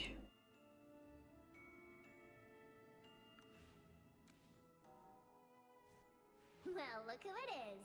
The great Magister Merlin gracing us with her presence after hours. And looking so serious, too. Countess, enough. You had to emphasize after hours? I'm here on important business. Sounds tedious. Can't it wait? Yeah, forget it. Let's just get this over with. Ask about Merlin's tower. You're joking! The great Merlin is asking me about her own tower. Okay. You should really ask Zoria about that. Nobody at this academy knows you better than she does. Let's contact Zoria. Hold on, I'll send her a magical message. She should be here any minute in that adorable form of hers. Moments later, a small bat enters through the library window. You wanted to see me? Tell me about Merlin's tower? That was your personal space when you taught here. It's where you lived and did your research. You kept all your personal collections and research notes there. You even allowed students to visit and borrow certain rare tomes. Oh, pretending to be a magic book to scare students when they borrowed them was the best. Those are the days. Then, one day, you abruptly revoked all access, hid the tower, and left the academy. Nobody's seen it since. Where is my tower located? You forgot that too?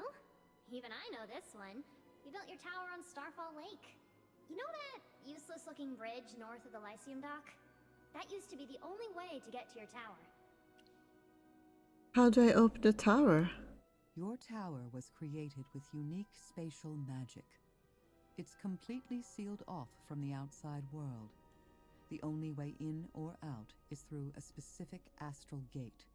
Before you left, you gave Headmaster Lemar special authorization. Whenever the Astrathrone meteor shower appears, he could open the tower and let outstanding students visit, but he never revealed how. In the past 20 years, the gate has only opened 3 times. I don't know why he agreed to use your tower for the selection exam, but I suppose Siren must have given him an offer he couldn't refuse.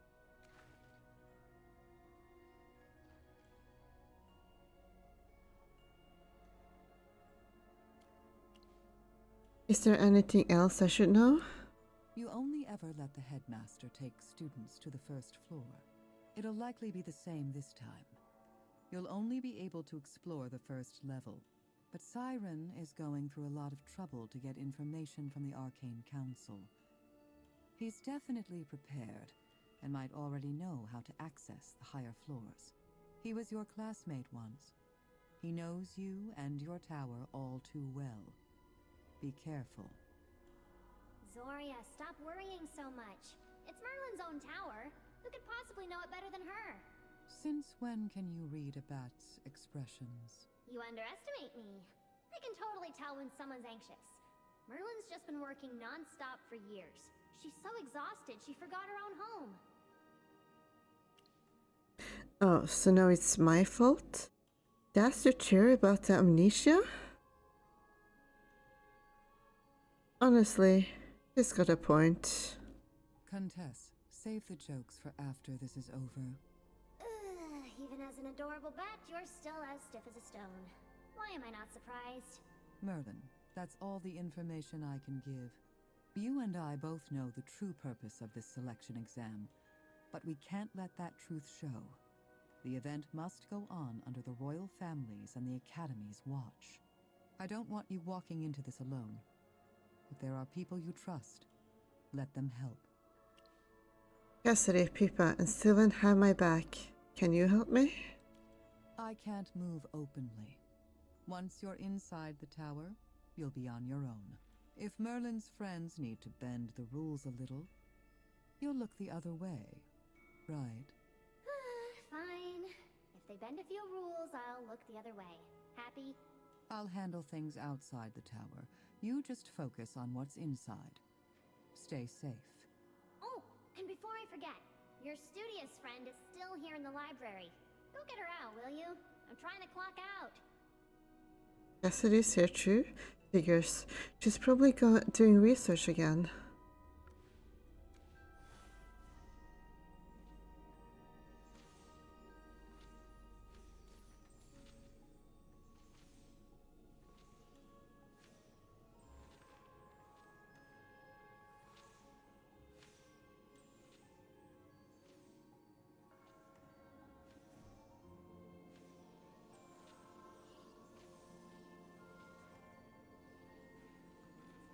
Redacted, you're here too? I found quite a bit about Merlin's magic tower. Look, here's what I discovered. I found some notes from past graduates saying that for the last 20 years, Merlin's tower only opened during Astrathrone meteor showers. But when I check the star calendar, the next meteor shower won't appear until next year. That can't be right, though. The final round of the selection exam is supposed to be inside that tower, and there's no way they're delaying the finals until next year. I'm confused. Did we misunderstand the fragment? Maybe there's another way to open it. You're right. We should take a look in person. Maybe there are clues there, or seeing the place might trigger your memory? Oh, sorry. I didn't mean to bring up your memory loss. It's alright, don't worry. I mean, everyone's always bringing it up. We need to reach the tower before Jervin does. Let's go.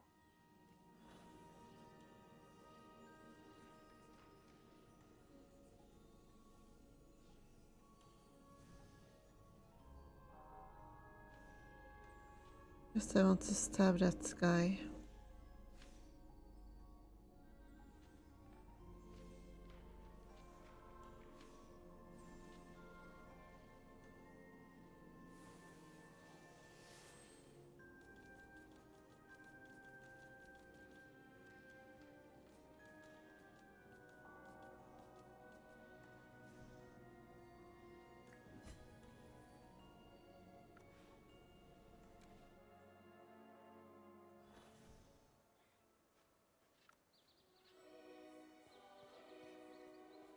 Still, why would he do all this? He already has more than most people could ever dream of.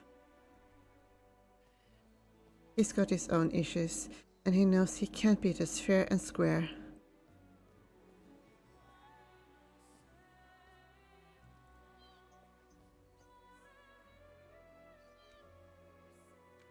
Let's see what this cat has to say. No, nothing new, I guess.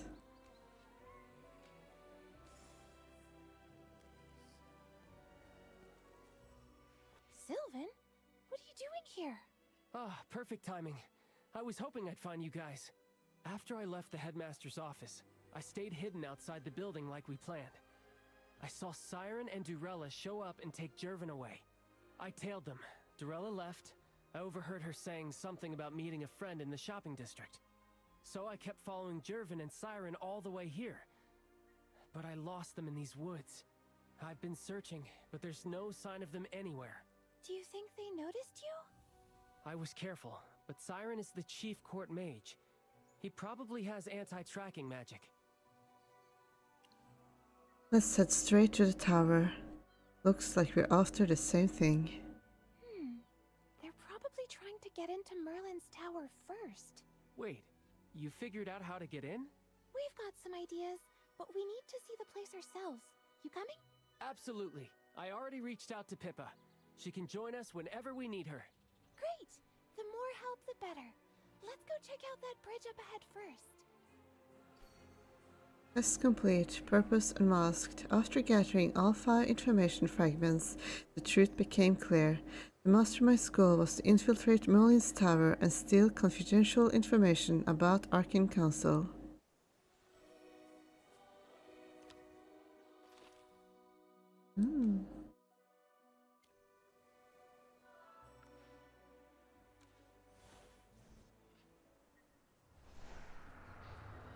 Oh, this is already open. Wait, let's see what this says first. No, not talking to people now.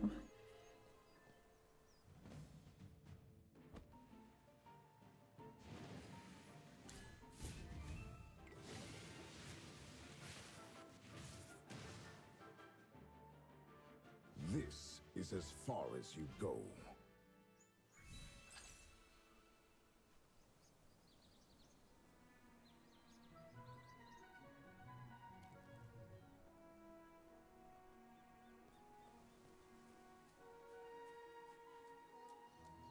So this is it. They say this bridge is the only path that leads to Merlin's tower. But Jervin and Siren aren't here. Did they already figure out how to get inside? Doesn't look like it. The records say there's supposed to be some kind of magical display when Merlin's tower opens, but we haven't seen anything unusual. There's nothing here aside from this old astrolabe. No mechanisms or anything. Do you think this astrolabe could be connected to the tower somehow? The markings on it are faded. The astrolabe is really old. Nobody comes out here anymore. This was probably used for stargazing once. But it looks like it's been abandoned for years. Maybe there's something special about it? Are we supposed to wait for a specific constellation? Astrolabe, Magic Tower. The meteor showers next year. The meteor shower next year, you feel like you're missing something obvious, like the answer is right in front of you. Something tells you the answer is here. You give the old astroblade a casual spin. As it turns, different constellations flicker in and out of view. Constellations. The Astrotron, suddenly it hits you. What if you align the stars into that constellation? Oh my.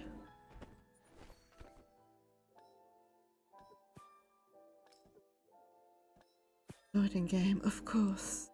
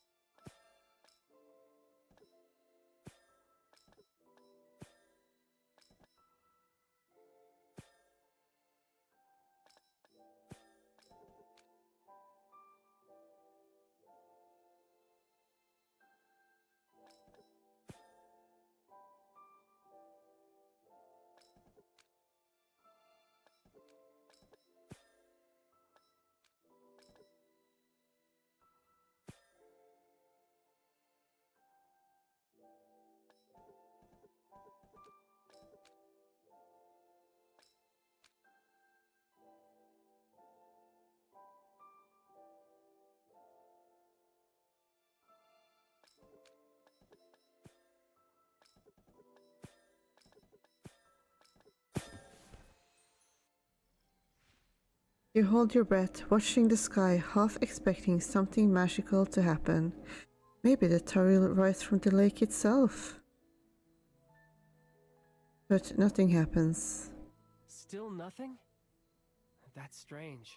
The records say that the tower's astral gate opens when the Astrothrone meteor shower appears. We've already aligned the stars. Why isn't anything happening? We're missing the meteor shower itself. The meteor shower? But it isn't until... Oh! I see what you mean! The star shower spell! The very first spell we learned at the Lyceum. One of Magister Merlin's own creations. It creates a shower of magical light. That must be the key. The star shower spell. Everyone thinks it's just for decoration, but right now you're certain. This is the answer.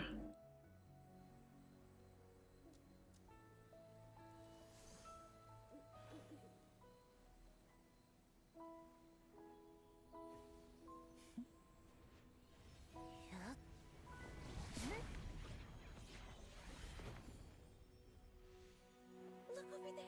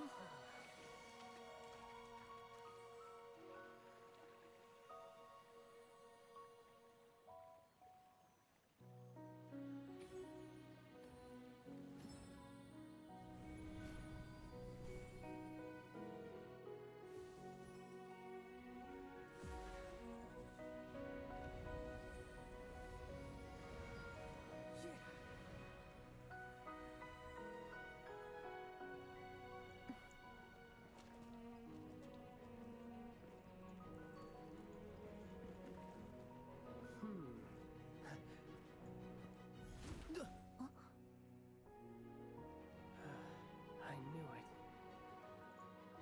The rest is up to you.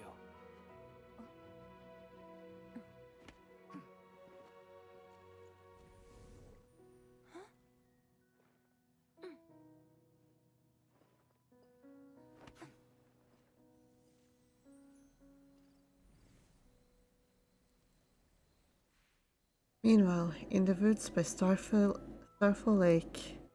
Relax. I'll tear open a spatial rift and send you straight to the upper levels of that tower. This spot should work. It's the perfect distance. Quite the hidden fortress, isn't it? Quite a blurry background. Is it supposed to look like that? Magister Siren, you aren't coming with me?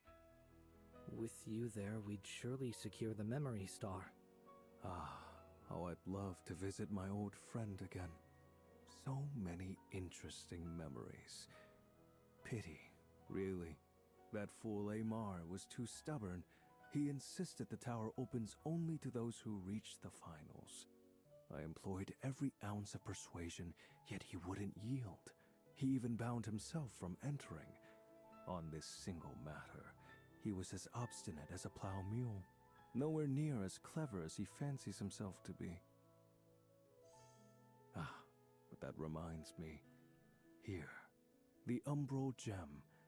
Consider it a small gift for my long-lost friend. When the time comes, deliver it to Merlin. Oh, a gift from my salty ex. That sounds promising. That new student. So, she really is Merlin. Why? What's with that look? Don't tell me you're frightened. She's a tougher opponent than Cassidy ever was. A real challenge. That's exactly why I admire her. And why I have to surpass her. How nostalgic. You almost remind me of my younger self. Now, take this gem. I've invested such a considerable amount of time preparing it, all to ensure my old friend receives a proper surprise. Crush it, and the echo sealed within will bind Merlin in place.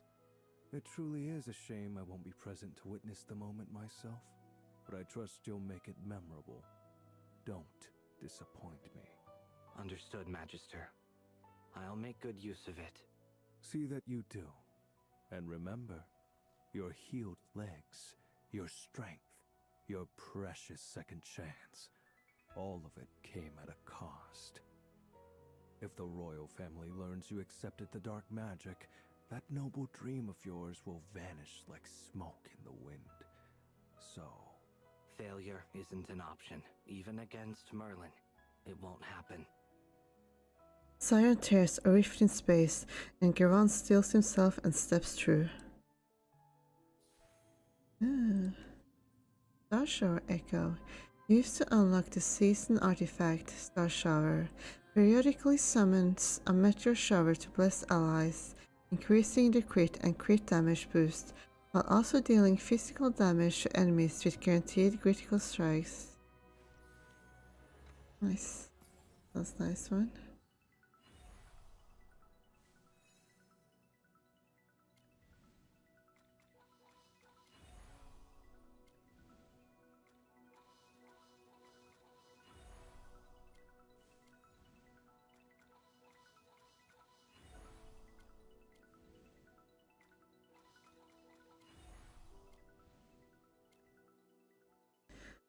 Oh.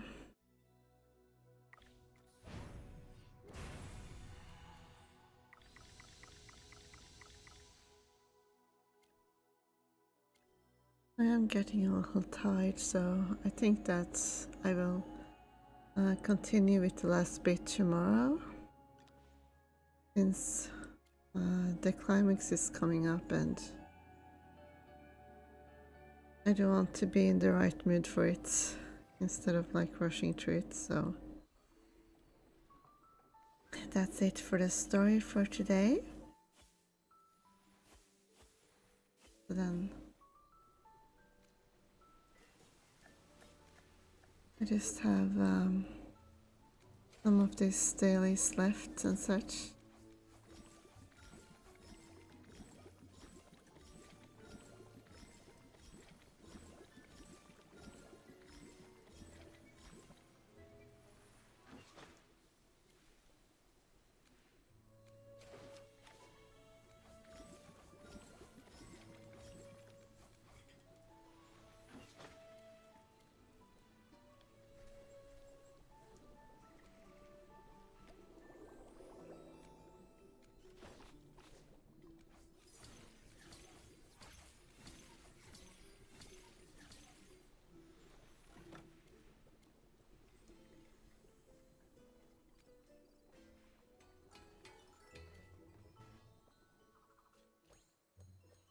A new blessing.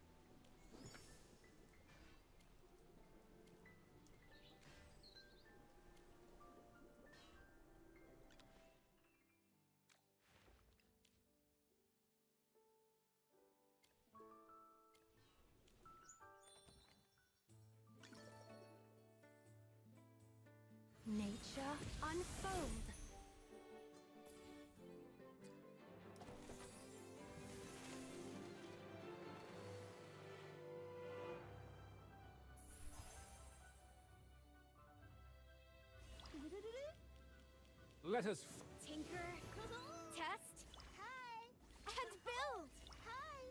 let us fight together. Oh, not bad. Nature unfold. I got 10 days left of Selisa's banner, after which I can put her hair. And then I'll probably start spending some of my epics.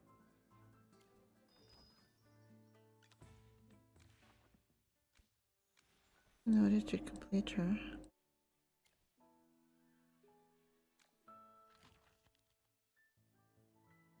Yeah, Primal Lord. Can I go challenge that guy now?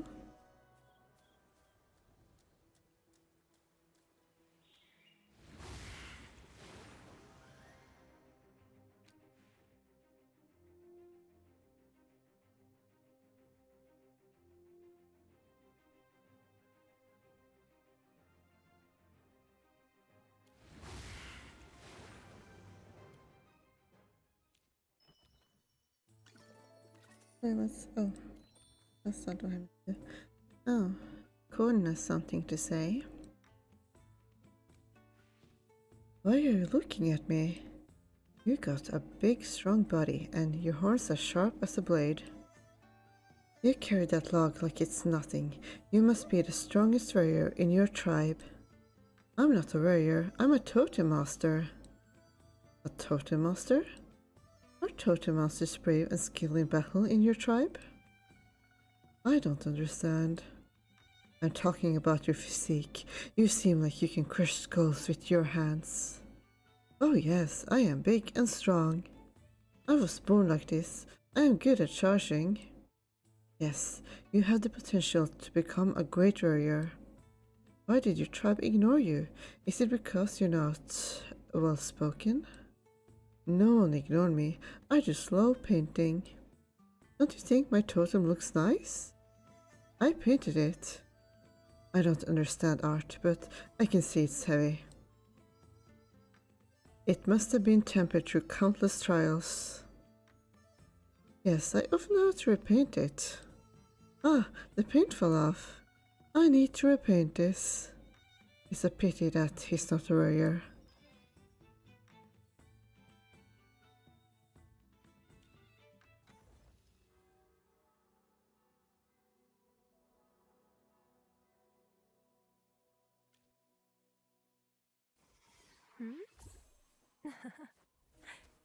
You're in a good mood today.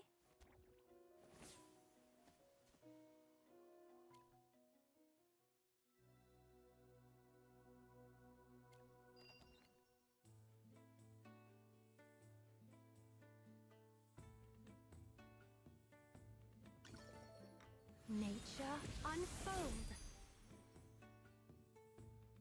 Oh, Nastrik has something to say. I didn't expect to see you again. Nor did I. The Valborn, how are they now? If you truly cared, you would have returned long ago to stand guard over your homeland. You are a winner of the Blood Hunt Festival, chosen by the hunting goddess. Protecting the tribe should have been your duty. Look at what the Valborn have become under your command. The strong turn on the weak. Those who failed to become warriors were driven into Marhold, left to starve. You were once worthy of being called a leader, Conan. When did that change? You have the nerve to ask? When we lost the goddess' favor, we were dragged into hardship. Without prey, there is no food, no survival. The hunting goddess demanded balance, prey neither too plentiful nor hunters driven to extinction. But she is gone, and the beasts of the jungle grew ever more ferocious. After so many warriors died on the battlefield, the Valborn no longer had the strength we once did. You saw that carnage yourself. No one can deny it. If hunting has become a dead end, then hunt less. There must be other ways. Marhold grows wheat in abundance. The tribe would not starve. Wheat is food for the weak, like Halins, not for warriors. Look at the Valborn in Marhold. Their claws are dull, their eyes lack hunger. They shrink back at the smell of blood alone. A Valborn that stops hunting will rot from within, sooner or later. Comfort dulls the will faster than any blade. Exiling our own kin brought me no joy, but prey is scarce. It must be given to those still willing to fight, push new warriors. We need fate, a belief that binds our warriors together, hunting, struggling against nature, facing trials and tempering ourselves. That is honor for us. It's the foundation of our strength and our tradition. We may have lost our goddess, but I will lead us back to our purest path. Spare me the righteousness. When you cast out the so-called weak, you showed no mercy. I watched it happen. You know what happens on every hunt. Warriors die again and again, while those who hide live safely and still take their share. I know they had their issues, but should those bleed for our tribe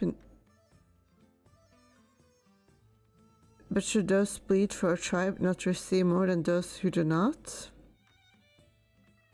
Even I cannot silence the resentment in the warriors' hearts. I cannot ignore our last remaining fighters and let them leave with hatred in their hearts. The Valborn would have no future. You are too cold, Coton. In my eyes, the strong and weak are equals. No one should be sacrificed for another. You are free to say that because you are not the one who must decide. I am. If my choices make me a sinner, so be it. But the Valborn must survive. Even division is better than extinction. When the time comes, whether it's you or Gala who replaces me, judge me however you wish. I cannot accept your beliefs. Perhaps your way preserves tradition, but I will never agree with you. Then challenge me, defeat me, take this seat and lead the tribe your way. I had to wait for someone to shoulder this burden. No one has been willing to bear this responsibility. If you are dissatisfied, then challenge me, this so-called tyrant. Leadership is never simple, but I am the one who must make the hard choices. The Valborn's blades are never meant for their own. That lesson stayed with me. You may betray that creed, I will not. Betraying one's fate, you have no idea how heavy that choice is. If Obo were still here, perhaps I would not have hardened so. She would have reminded me what it means to lead with compassion. She embodied the Valborn's true spirit, her skill, her courage, her heart. They were our greatest strength. Holy trauma dumping, mister. But she will never return, so at the very least, I cannot allow those ideals to vanish. Our tribe must never fall. The Valborn will not fall. Even if the name changes, belief survives as long as its people do. Young, stubborn, and unyielding. Let time judge us both. I chose what I believed was loyalty to the Valborn.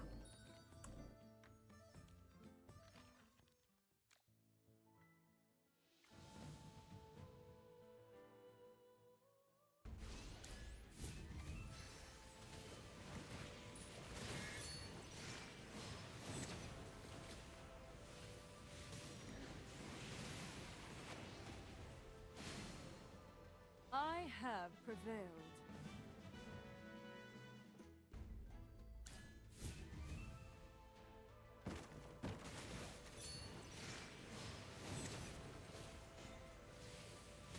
Fly, my beautiful flames. I have prevailed.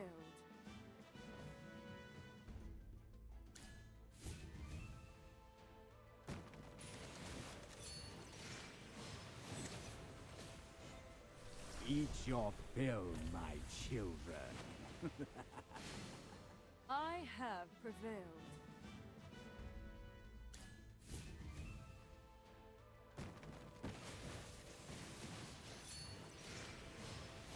Eat your fill, my children.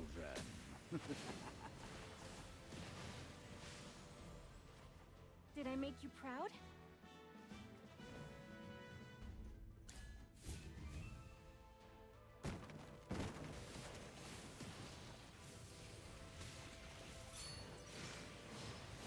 Time stops.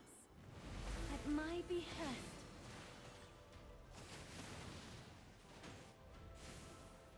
have prevailed.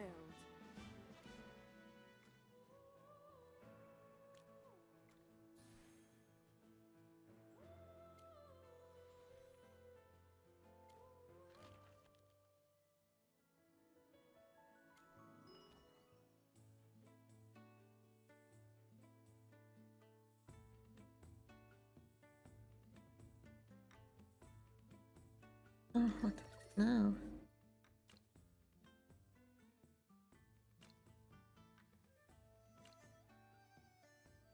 Okay. See if I can exit safely now. And then it's time to challenge Lady Starfallen again.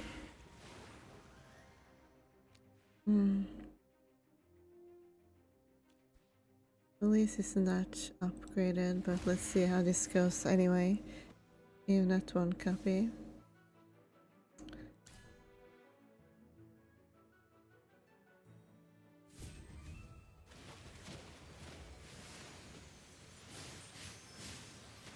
Let's dance under the starlight.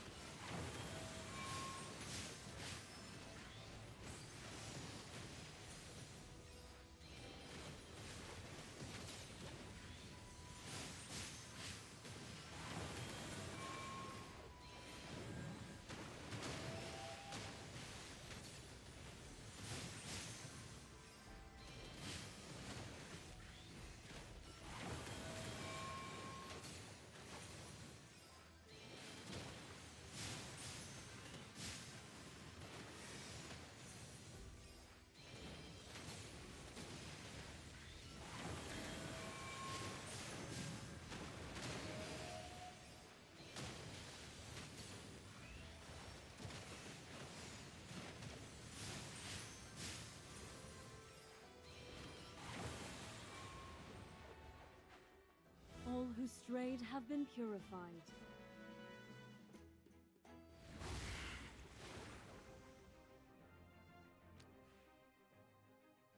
Now let's see this one.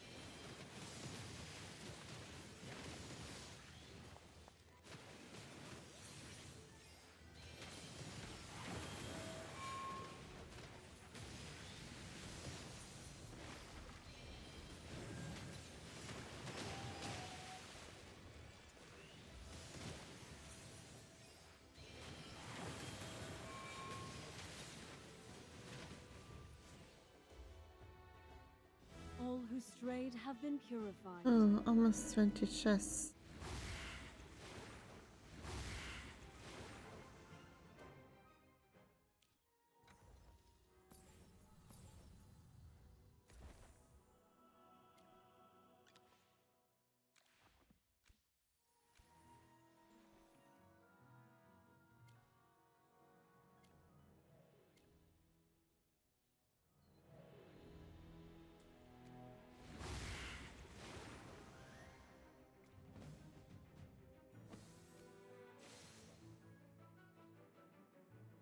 The constellations guide us to victory.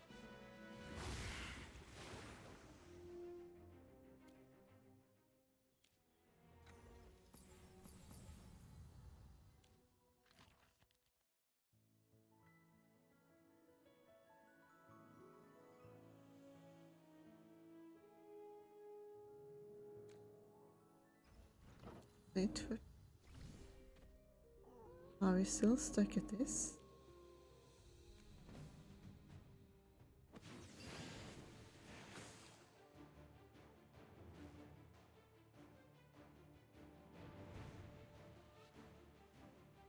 Let's see. I can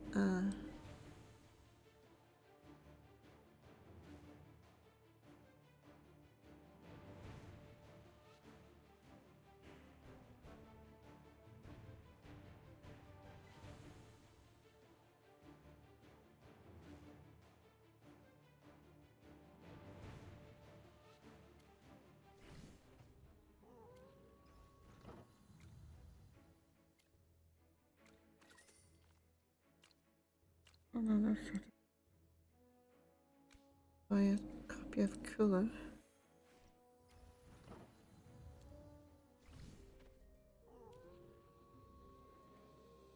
Not like I need the best team for this since I only have one guy left, but I'm gonna do this properly if I can. Let's see.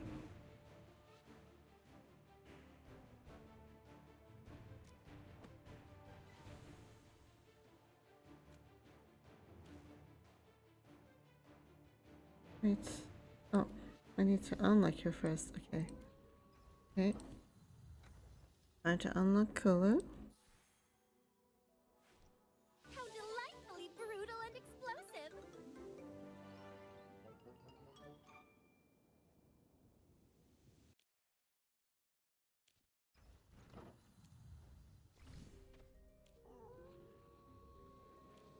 Is a proper theme for this? Oops.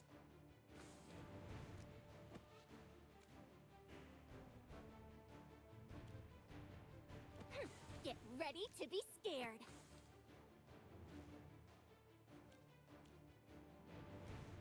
And Chaos holds no place in my soul. I found you. apparently you want this guy at S+, but I still only have him at Mythic, so I'll do Bunny instead. It's our turn to take the stage. That should be good.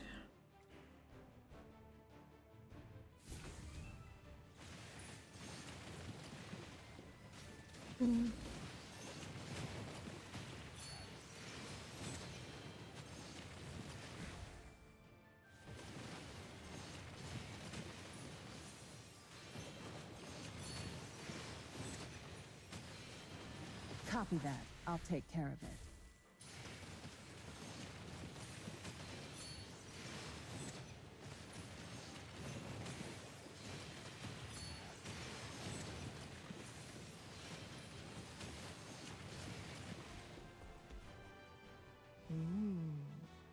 I am sated.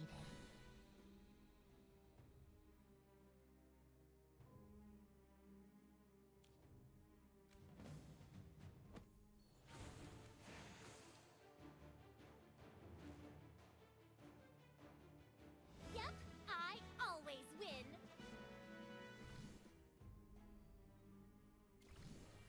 It'd be better, but at least I got all my epics from this now.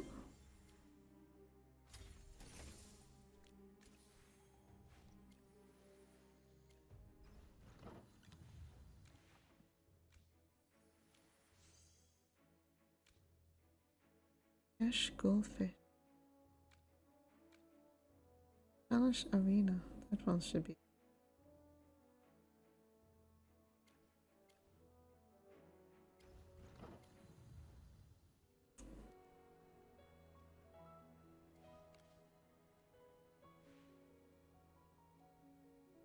Someone wants to do this thing.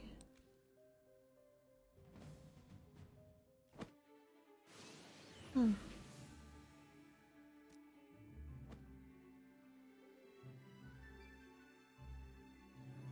Chaos holds no place in my soul.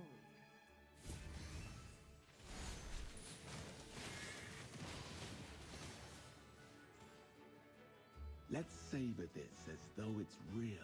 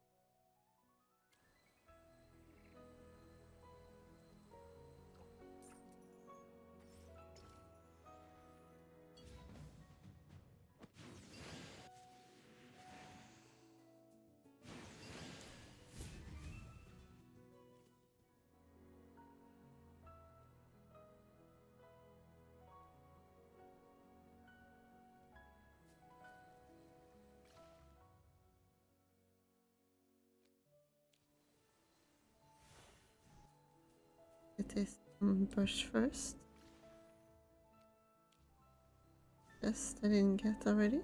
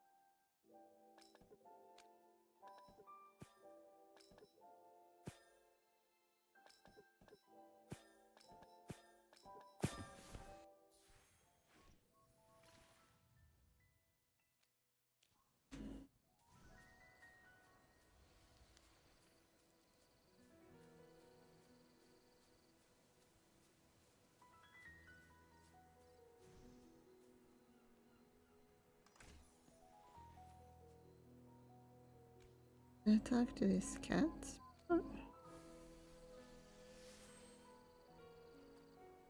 Yes, nothing to say.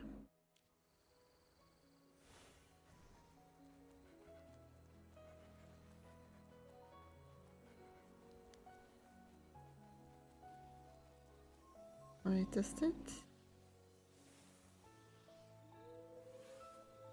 Ooh, that feathery liar. He totally ditched me. Another lesson learned the hard way. Never trust pigeons.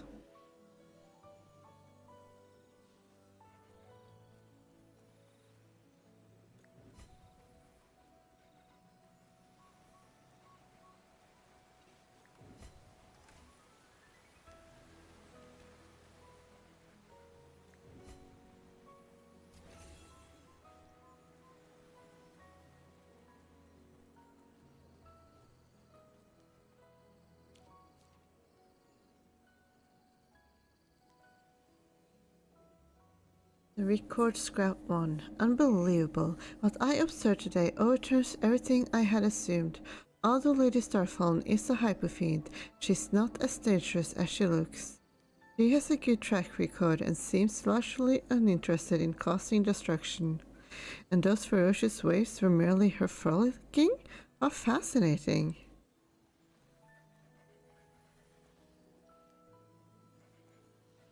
This place.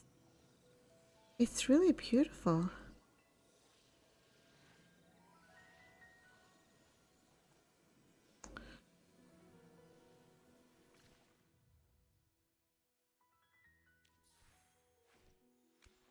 That's right.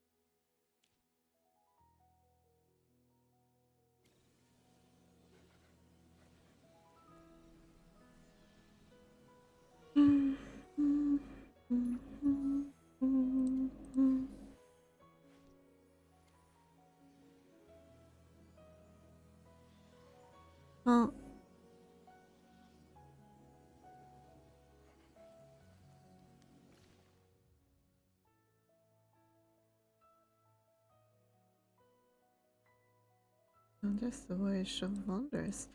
Well, maybe I can do a little bit of fishing before I end this.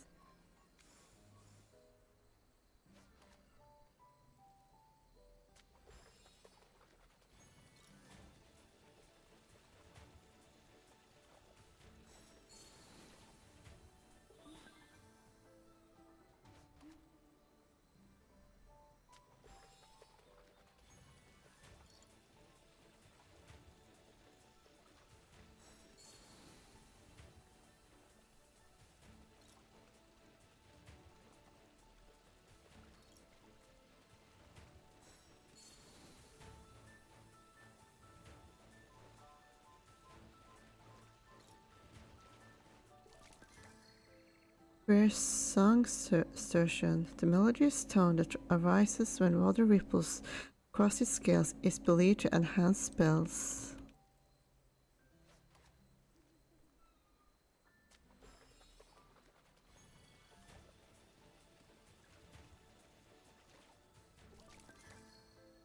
Horn trout. Its horns makes an excellent wand core, but to obtain it, you must endure a game of throw and catch. Patience is key, as it will pop the ball again and again.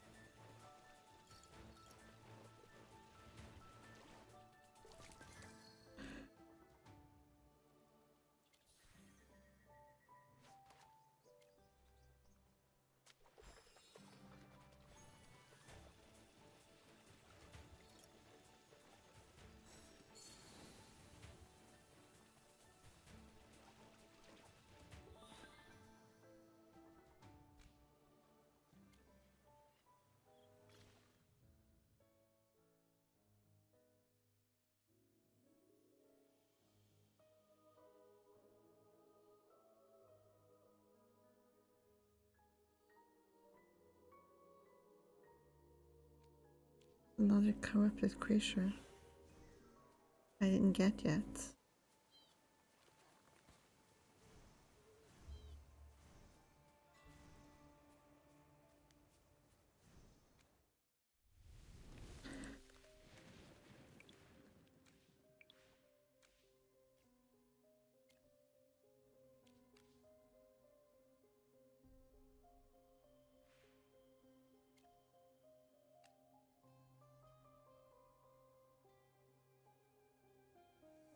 Let's see if anyone else for this. As far as the stream is concerned, I guess I will end it here for tonight. As I've been going on for a while now, and then I can continue the rest for tomorrow when I'll probably be finished with the main story. And get that outfit for Cassidy. So with that, good night and goodbye.